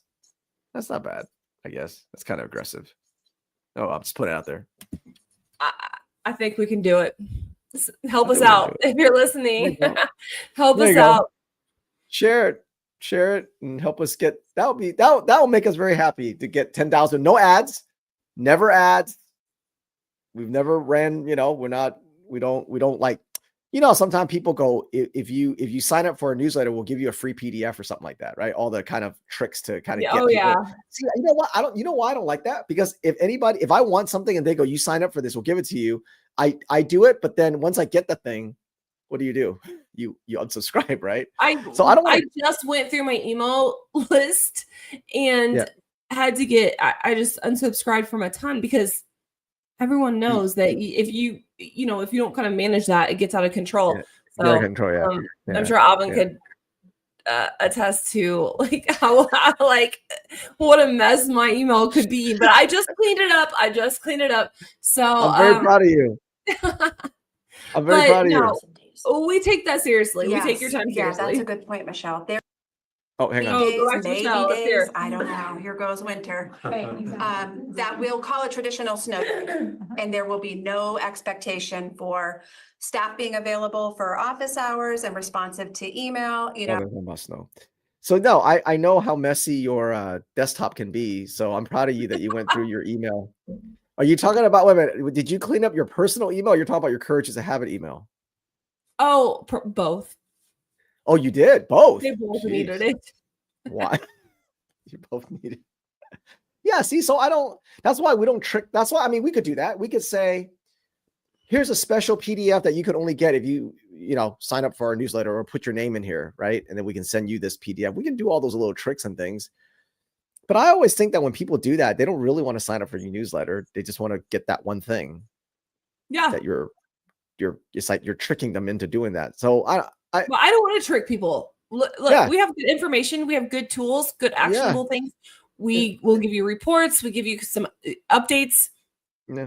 But yeah, if there's someone that's emailing me more than 3 times a week, even 2, maybe 1, depending on who it is, I'm like, okay, I gotta clean this up, and I'm like, unsubscribe. So listen, we respect your time. We get it. We get it. So we'll send you. Because we're not appealing to graphic designers and entrepreneurs and fitness influencers and makeup tutorial. We're talking about parents with school age children. That's a very busy time in your life when you have school age children. And so so Jen and I've never done all those tricks to get people. So that means that when someone signs up for a newsletter, they genuinely want to sign up for a newsletter. And I think that means a lot more to us than saying we got 50,000 people on our newsletter. Right. We tricked you. If you sign up for our newsletter, we'll send you our tool. No, we're not doing that. You can get our tools on our website. Look, right. You can get them on our website, but we will notify you that there's a new tool that you can use. Yeah, or especially a report or something like that, something that's just, something that we've worked on for a long time. And I think something that everybody can use as useful. We put out, we put out so much stuff. If we send a newsletter every time we put out stuff, we will be bothering you 3 times a week, right? Yeah. Twice. We don't want to do that, right? We don't want to do that either. So if you follow us on X or Facebook, or whatever, you get it from there, All right, let's see what they're talking about here. Parental.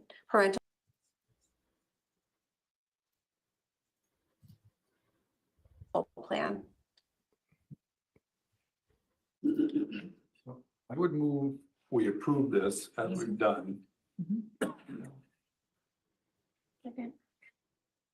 And I think, Joanne, I think I just have a little reflection, I guess. Joanne, I hear you we don't have the thing in front of us, which is usually our custom to vote on a thing that is in front of us.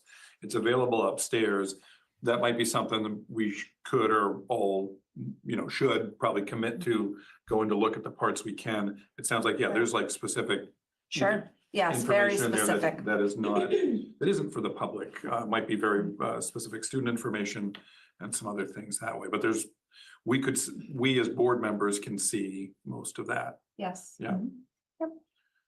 So we can just check in with, Yeah, let me know if you'd You- like to yeah. schedule a time to come and review that. And know that it stays right here on site, and so we can schedule for that to happen. Should we wait to do a vote on this until we've all had the opportunity to be comfortable with what we're looking at? Is that something that we could put off till next month and each of us schedule a time with you? I think it's a discussion for you all. I think in the past, there's been general approval. I'm not sure how many board members have taken advantage of the opportunity to look through the parts that are available to you for review. So I would leave that to you to determine. What are they talking Everyone about? is gonna go and make it, I mean, it's really The important. safety plan, We have to have the emergency plan. emergency not- plan. Oh, you so know. only From the parts board. of it are Anybody available on to the board school who's board? Interested can go and look at it. Yeah, And well, it's I guess they're huge. available to school board, but not the public So because Sean, they I'd don't like to say obviously that want to as a release it to former the public educator, because then things it, they're not if talking somebody about. wants to and circumvent Right. that, then they have to. I'm pay. sure it's Yeah. okay, but there are That students part that you actually need makes to sense, have but a hand on, you know, but the that, schools. and so those are the kind of things But that that's not I what they think said. that they're So not hold on. sharing with us because it's. Absolutely. No, I understand that. I'm just sensing some apprehension, so I just wanted to put the question out there. That's all. Are you apprehensive, Joanne, about? Well, I taught for 25 years and we She all doesn't know what knew that word sort means. of generally what happens with students, let's say, can't use an elevator or needed, you know, these kinds of things. We didn't need to know the names of the people, you know, the people in the building knew who they were, and of course, the parents knew who they were. I just wanted to see the entire plan because, you know, having had experience with numerous drills over the years in multiple schools, I might have a little bit of insight as other people that have taught. So I thought we would have seen the parts that we could have seen prior to voting. That's all. Historically, we've never done that. It's always been if you want to see the plan, you make an appointment and you go to central office and look at the plan. If history is bad, we can certainly redo it. No. I don't know. I don't. I'll make an appointment. Yeah, I think that's, and we had a board member years ago who would go in and look at and it's big, it's a big plan, and Let me give you guys some context. So this Joanne O'Brien here, she's one of the leftists that we picked on a lot because she's such a nasty, mouthy transgender cultist. We got a lot more coming for her soon. But anyway, just give you guys context here, okay? Talk about safety, okay? These are all Democrats, right? But there's just only a few people not Democrats, like Joanne O'Brien's like a extreme leftist, not even just extreme leftist. Yeah. Yeah, I mean, she's just left of Democrat. left of Democrat. Yeah. Let me give you guys some context. In 2023, late 2023, every single Democrat in Maine voted against having armed security in schools. Every single one. Every Democrat in late 2023. In early 2024, the same Democrat voted to increase security at the state house where they work. That's how fucked up the Democrats are. They want the school shootings. They want the violence in school so that they can say what we just talked about. We need more mental health. Right. And then the mental health brings in all this organic bullshit that obviously does create mental health problems. Violence ensues. Well, need more mental health, rinse and repeat. So it cracks me up when these people are talking about safety when literally every single Democrat voted against having. Well, yeah. So this goes along with the Black Lives Matter, restorative justice, replace cops with counselors. That's what this is. Right. Replace cops with social workers. Yeah, that's right. Mhm. Replace cops with Wanted social to make workers. sure, since it's a formal contract that we sign each year, that I brought it before you and let you know that I would be asking for a signature. Perfect. And we accept the cooperative CATC cooperative agreement. Second. questions? Second. Janelle and Michelle. All those in favor? All right, now. Madam Chair, Yes. I'd like to pay, if under this, I know this is not on the agenda with you, but I'd like to pay a compliment to the high school students that helped out at Dave's Diner tonight with the, are you ready for spaghetti Yeah. fundraiser? Safety, safety, safety, safety. That's all they talk about. I actually, you know what? I had just put up something earlier today. Let me pull this up. And actually, it's a perfect segue into their safety, all their safety nonsense. So I had put this up, but we can set it here. We can do it live and put a stake in my prediction here. Today's been, you know what? I've been up so early today. Today feels like 2 days. I forgot I just put this up today. It feels like I put this up yesterday. You've been working all day long. Yeah, so seriously, all day long. Yeah. No, I know Since, you have. I know. Yeah, I know. I know you know I have. Yeah. All right, so here's my prediction. Okay, and I mean, this is sad. This is not obviously not a laughing matter, and it's something that we wish we were wrong, but we're not going to be because we know exactly how the system works, the school system. Okay, so can you read this? You probably can't read this, huh? Is that better? Okay. Well, I'm not a good judge, but yes, I can read it now. I can. If you can read it, Okay. If you can read it, anybody else can read it. Yeah. All right. So as K through 12 becomes flooded with more school counselors, there will be an increased focus on illegal aliens and cultures that are hateful to America, like Islamic terrorists. More school violence will ensue, and radical leftists will use those crimes to erode our Second Amendment. So long as we have our right to bear arms, the communists and the Islamic jihadists can't fully realize their goals of complete domination. So they have to get our firearms out of the way first. See Australia and the UK. The way they will do that is through K through 12, using children as sacrificial lambs. Don't fall for it. Realize what and who are causing the shootings. Mental health initiatives, trauma-informed, be kind, anti-bullying, inclusion, multiculturalism. All the above is social emotional learning, is wrapped up into social emotional learning, and their largest army of foot soldiers are school counselors. And I had posted this, but I had reposted. So this was a post, but it was I reposted something that we wrote on September 11, 2024. And this is where I said that in June 2023, all the Democrats voted against placing armed security. 2024, they voted in increasing security in their buildings. And so we share this thing that the cycle that Jen had worked on quite a while ago. And this is exactly when you see a school shooting, when you see violence and safety and all that stuff, understand this is a cycle. Social emotional learning infuses schools with radical ideology that destroys children's mental health. The restorative justice policies enable more violence instead of getting the violent kids out of the schools that they've created. Violent students are not expelled because of equity. Remove security guards because they're racist. School shooting or school violence happens, and then around and around and around it goes. Every time there's a school shooting, you can follow this cycle every single time. And the violence in your school is created through social emotional learning because they're driving kids crazy. They're torturing kids mentally. Suicide, trauma informed. You can't let it go. Talk about it some more. White supremacy, climate changeism, trans kids, non-binary. You didn't use the right pronouns. Are you white? Are you an ally? Are you black? Are you marginalized? Over and over and over again all day long. It would make you as an adult crazy if you went to work and that's all they did to you all day long. So as sad as this is, we know that this is what's going to happen. Well, so I think it's important to because we're watching MSAD 11 right now, which is in Maine, that they just passed a couple of days ago the red flag laws.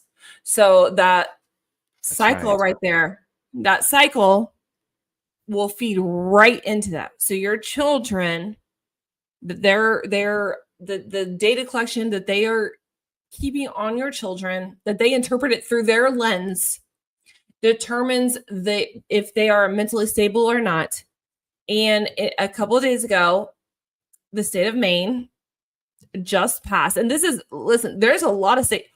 We're in Indiana. We are in Indiana, super red majority.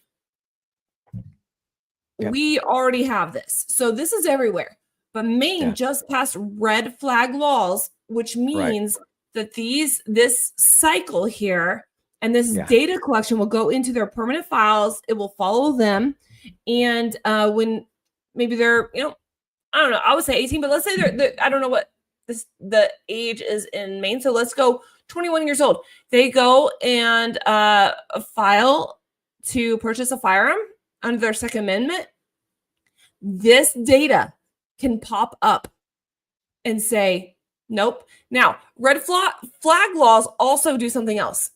If your child is determined on this path, now that they've passed the red flag law, it allows them to look at the adults in the home that have.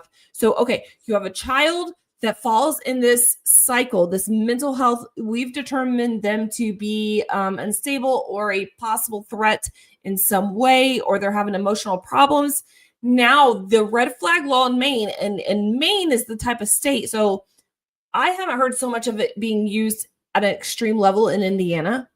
Maine will use it. Right. And I'm not saying it won't happen in Indiana, but we haven't seen it yet. But the red flag laws are going to be harder to pass in a red state for sure. But they're going to still use Maine will utilize this, and so it will allow the school to notify this data. So the data goes into the system, the government has it. And if they feel like they need to let the authorities know that your child is on this cycle, that they're mentally ill, they're not stable, it might be because of the parents, it might be because of this, then those red flag laws allow them to come knocking on your door, mom and dad, grandma and grandpa, whoever the kid lives with, and say, we're going to have to confiscate your guns, even though you've done nothing wrong, because in order to protect this child that the school has deemed mentally unstable. This is how dangerous this is.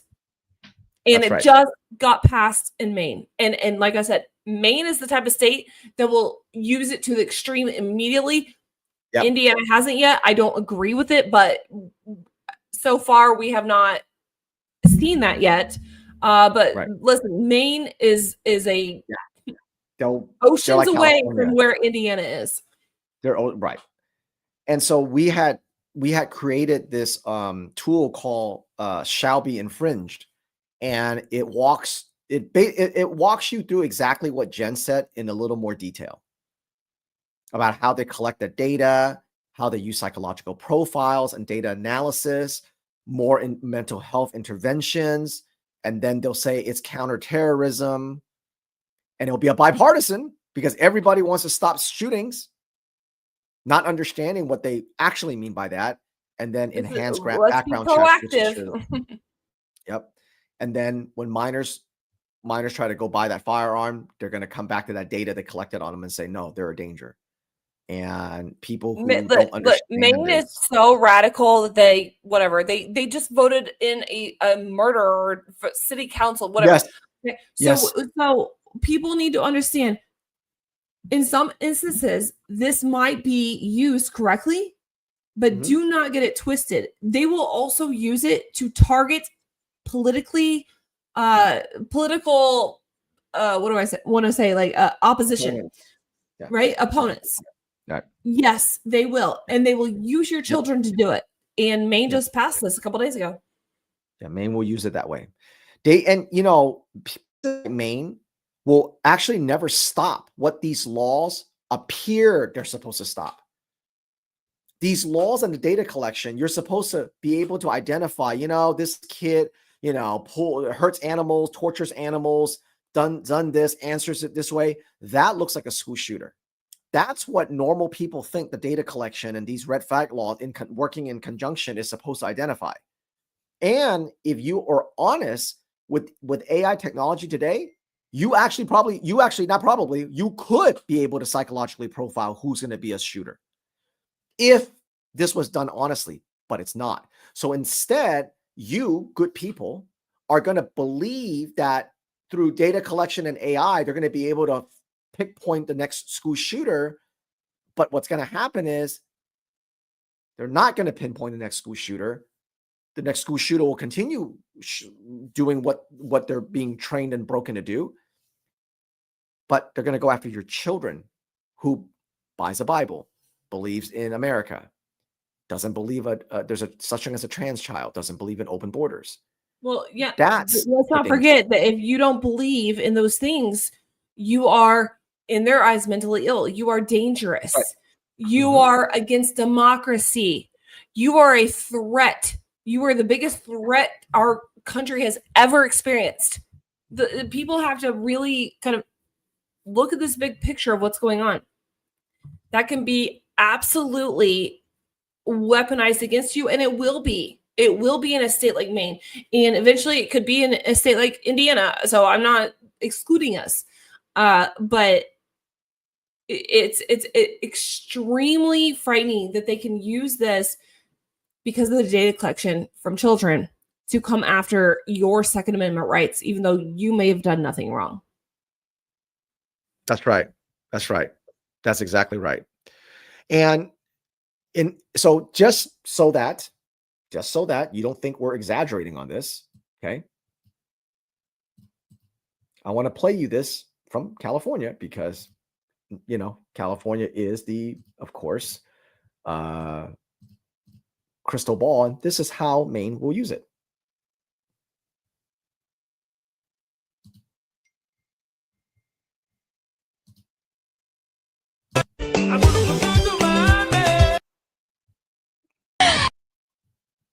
Why is it playing? It's so weird. Why is it not playing the video? Anyway, so in California, if you're a girl and you don't want men in women's restroom, you have to fill out a mental health issue form. Literally, that's exactly what Jen just said. If you don't believe in having a man in a women's bathroom and you can be born a wrong body and shit, you're considered mentally ill. California literally did that. As a girl in California, if you enter in school, you don't want a boy in a girl's bathroom, you have to fill out a form, a mental health issue form. You got to declare yourself that you have a mental health issue because you don't want a man in the restroom. So now when you have red flag Illinois laws, is now mandating this type of behavior assessment, mental health screenings, which I need to look into that a little more because they're already doing that, but I think these assessments are more invasive. So these are going to violate likely PPRA because they're already, I don't want people to get confused. They're already doing universal mental health assessments on your children. So I think that Illinois is like mandating ones that can violate the PPRA, which is personal, personally, whatever, identified information. So, but they just mandated, this is mandated. Where do you think that data is going? It's not so they can help them read. No. Yeah. It's a personal psychological profile that the government is keeping on your children. That's what it is. So that they can use things like red flag laws against you and your child. Yep.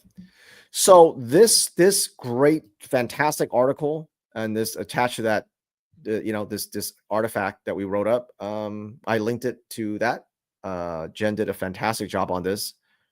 It was very complicated because we had to break down exactly the different pieces involved for this to happen. This is one of those things where if you're listening to it and you don't understand, you're going to think, oh, this is just right. We're in conspiracy theory. It sounds like fear mongering. Nope. Every piece it's already there. And Maine just showed it. That's why they have the red flag laws. And look, folks, it's like what I said on that post. Okay. None of this works when we still have our guns. Simple as that. The takeover, illegal aliens, all that stuff. This is what makes one of the things that makes America so unique. We have a Second Amendment. If you look what's happening in Australia and the UK and Canada and all that, that's the one thing. And you can see they're much worse off than we are. And so when you're talking about people like Mills and Newsom, people like Pritzker in Illinois, these are traitors. These are not just governors that have a difference of opinion because they're Democrats. They're traitors. and they want to hurt Americans. That's why they're letting all the illegals in, the most worst of the worst in the world. They want it in your suburbs and in your cities. And they want your kids. That's why they're coming for your kids, keeping transgender secrets. If you don't trans your kids, they're going to come take your kids. They can't do that when people are still armed, when the majority of Americans are still armed. So that's why California has done such a aggressive job in essentially eroding the Second Amendment. You can't carry. They tell you how they literally in California, they tell you what kind of mags you can keep in your house, not carry in your house. And you're only limited to mags with 10 rounds. So, that's what it is. All right, let's check in on the meeting. Let's see what they're doing. So we have to think through whether we want to send a provider into a private daycare, schedule all of those 4-year-olds to come into school for their service. It's probably going to be a hybrid model of what we're offering, because we have to partner with families, and transportation might be a barrier. And I believe, based on what I'm learning over time, is that this looks a number of different ways in different communities around the state. So a great question, and something that we'll have to explore once we know the circumstances for each student. More info coming. Yeah. More information. That's coming. for sure. Okay, good. Be prepared. How are we looking for staff? That'll be what we're doing. To be determined. So, and honestly, part of the challenge, for a student who currently gets identified for services, and that service comes from CDS, is not atypical for a student to arrive in pre-K or to attend pre-K and to not get that service that they qualify for, because there's not a service provider to provide it. So we do expect staffing to be the challenge that it's been over the last few years. More money. Which I guess I thought Need was more why it money. wasn't here yet, because they haven't figured out how we were gonna do that yet, but now here we are. So Staffing or definitely not. much more information coming. I Yeah. will keep you updated as we go. They're talking about 4-year-olds. I just wanted you to know probationary teacher We'll look at the observation Called series. Head Start. happen. I actually get into classrooms. What's that? We'll It's come called back Head and see Start. It's called Head Start. But Oh, they're talking about Head Start? That's what they're talking about? yeah, Okay. they're doing. Let's go back Oh. to them for a minute. Okay. Of the year to be observed last week. And so I just wanted that for general awareness, for you to know that that is already happening. And I think it's a great practice that was established by Pat Hopkins. And that's something that I think is really, really important. That allows me to get into buildings, for me to observe practices in all buildings, for us to stay calibrated, and for building principals who sit side by side with me during those observations to discuss what we see and what feedback we prioritize to provide to the staff members or to the teachers, I should say. And then the only other thing I wanted to just make sure that you're aware of is that all of our school nutrition programs, welcome, breakfast, lunch, are Appreciate that. unaffected by anything We're gonna keep doing it. SNAP related. We Thank you, continue man. to provide the free lunches to all students. I have a question. Yes. Free Unrelated, lunches to all It's students. another topic, but at the September meeting, we talked about the possibility of touring the schools. And I believe that at the October meeting, there was a mention of a survey being sent out. And I have not seen that, so I was just wondering the status of that. Haven't gotten to it yet, Okay, but it will be coming. okay, More information to come. sounds great, thank you. Yes. Okay. I think we are, yeah. It's time for executive session, so we're gonna have to bid you all adieu. And thank you so much for coming and making this part of your night. They're done executive session. So we'll look into that a little bit. But we're gonna blow up that NAMI, whatever that bullshit mental health thing. Well, it's a great example. Yeah, She no, talks about it. Sounds great. Okay, NAMI That's a National Yeah. Alliance on Mental Health. That is a Yeah. huge driver. So they Yeah. are championed by our government. I mean, that's in every single state. That's not something that's like, oh, it's just new. Like, Right. That's why they have that NAMI. that is They have NAMI. yeah, Yeah.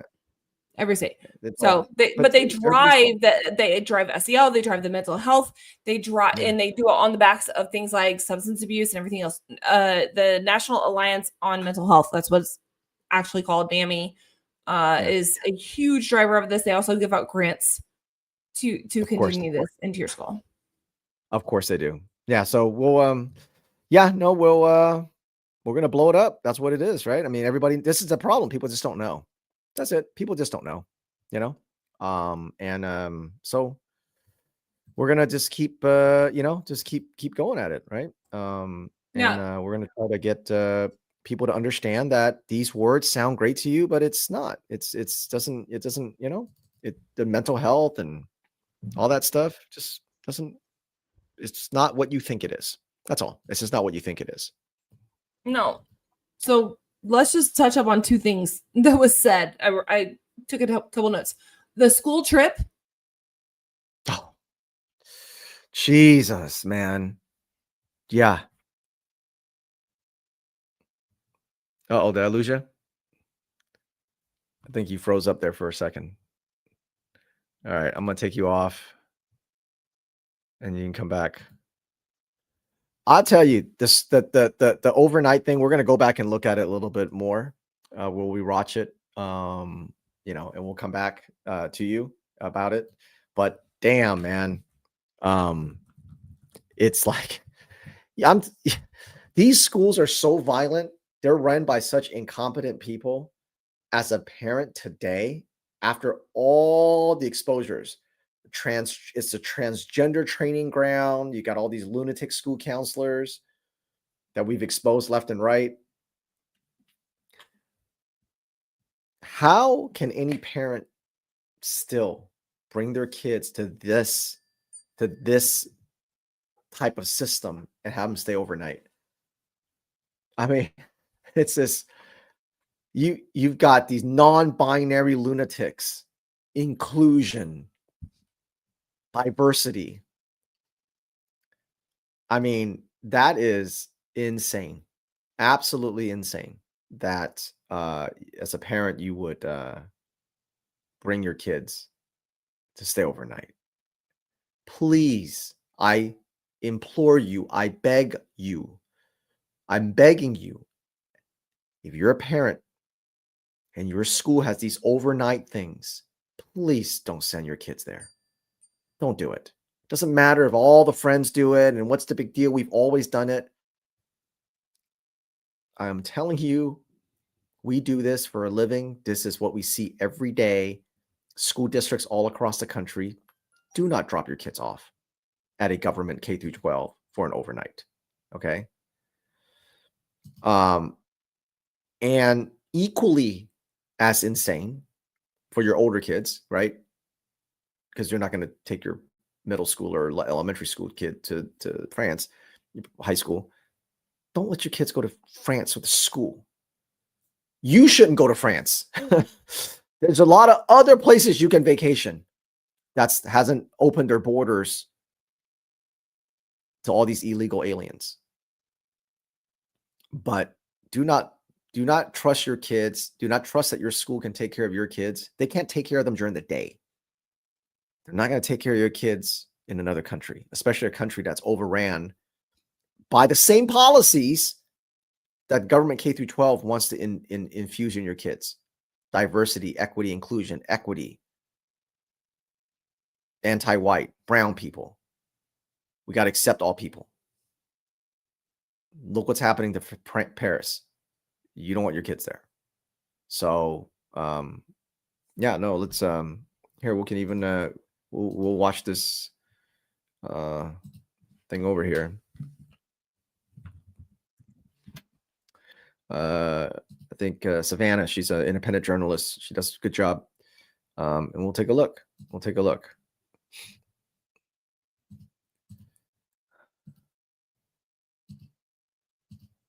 Check it out. In front of the Eiffel Tower in Paris, France, because I've been covering the illegal immigration crisis in the United States over the last 4 years, but I wanted to come to Europe to check out how the crisis is going over here. Now, a lot of people will take you in front of the Eiffel Tower to highlight the immigration crisis, but we actually have been through various parts of Paris, and to be quite honest with you guys, this crisis is a lot worse than I even expected it to be. Now, I was looking at some of the numbers, and you have about 400,000 to 500,000 both legal and illegal migrants coming into France every single year. And as you are walking around various suburbs of Paris, you very much see that. Now, first impressions of Paris. There is graffiti on every single beautiful building as you are driving from both North Paris into the heart of the city.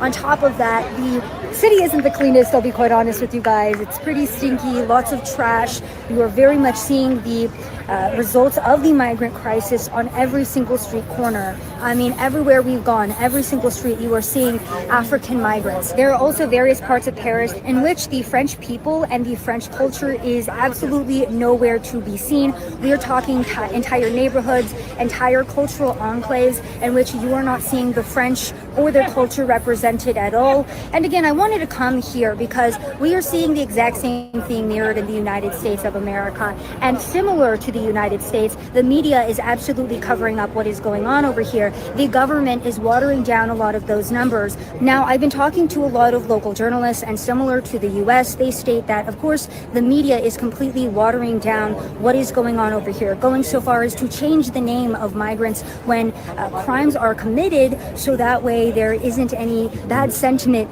in the public view towards migrants. You also have, of course, a large uptick in stabbings, in sexual assaults related to migrants, and the French women and the French men who try to bring light to this are told that they are racist, that they are fascist for trying to highlight these issues. So again, wanted to come on the street and not only show you the front of the Eiffel Tower, because a lot of people always come to this location.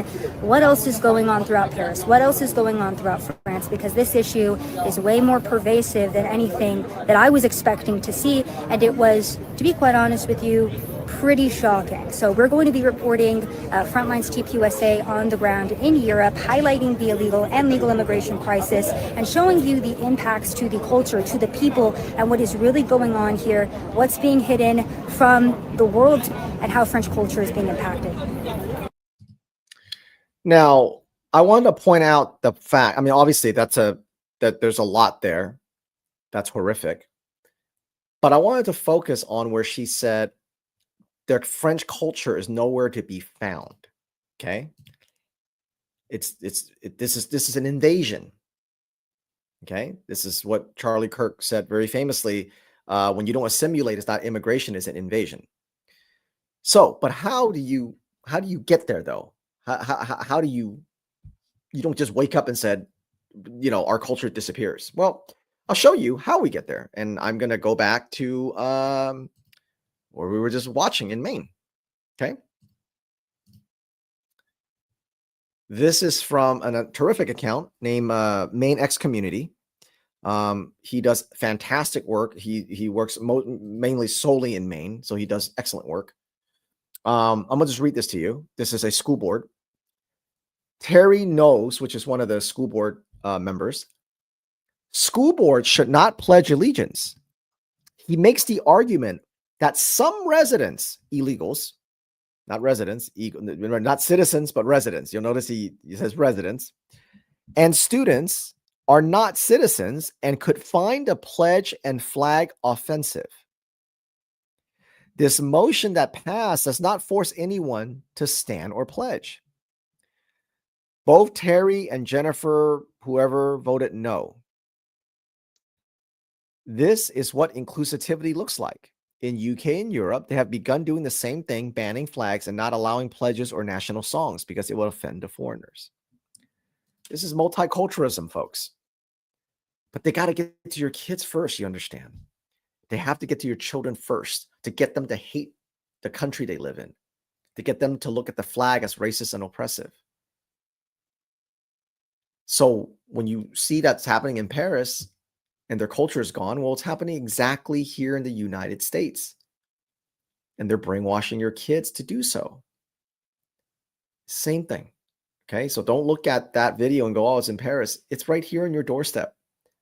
Your K through 12, through inclusivity and anti-bullying and Be Kind, they are getting your kids to bow and accept other cultures, but not just accept other cultures. Be submissive and subservient to other cultures. And that's what's going to happen when you have this Muslim prayers and you can't interrupt them and you can't do this. This is coming into your school through mental health.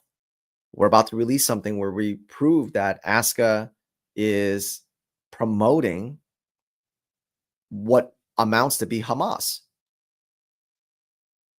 It's through mental health. So this is what critical race theory has always been about. Okay? Always.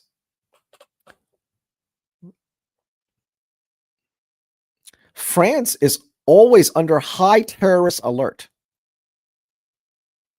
because they have groups like ISIS. It's utterly insane. It's utterly insane. Here, I'll show you this. Let's see, let me download this here.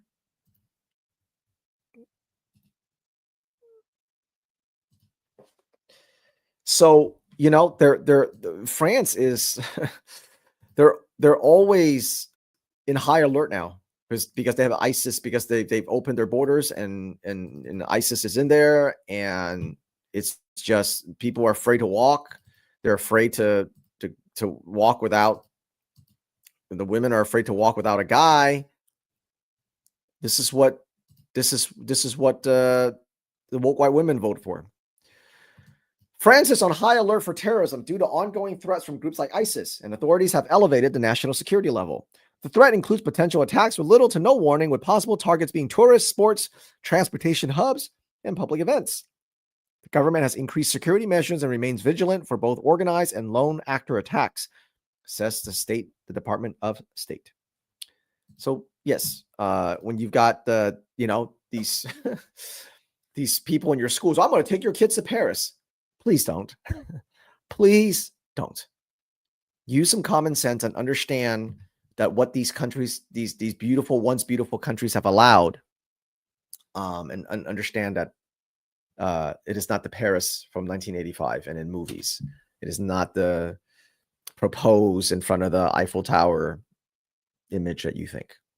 Okay, and sit around and sip tiny cups of cappuccino and eat their delicious baguettes. It's not.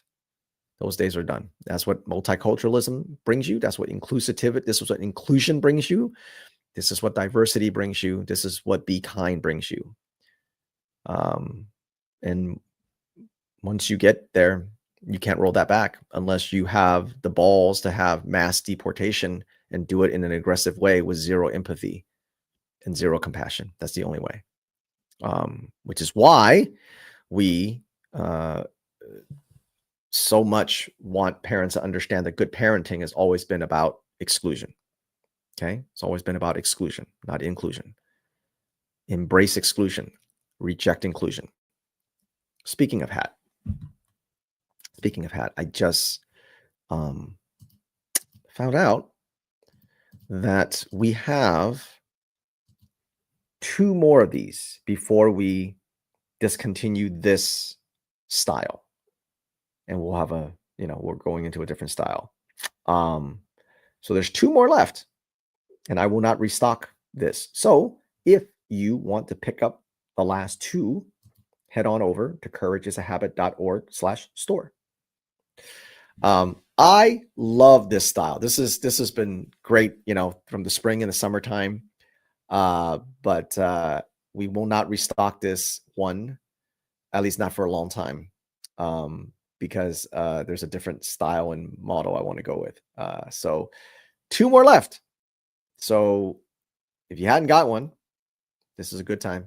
Last 2 of this particular style of our Embrace Exclusion hat. And it's a great hat. We make sure we pick the really good makers, really good manufacturers, so that it holds up.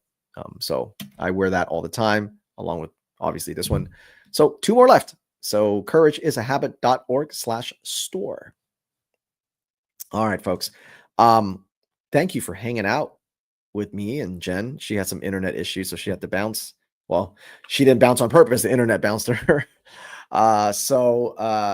Yeah, we covered a bunch of things, and we'll circle back with you on the that mental health nonsense that they brought up in Maine. And we're going to continue hitting. We got some really fun, exciting things to release here very soon. I'm doing a bunch of media talking about ASCA, so I'm really excited about that.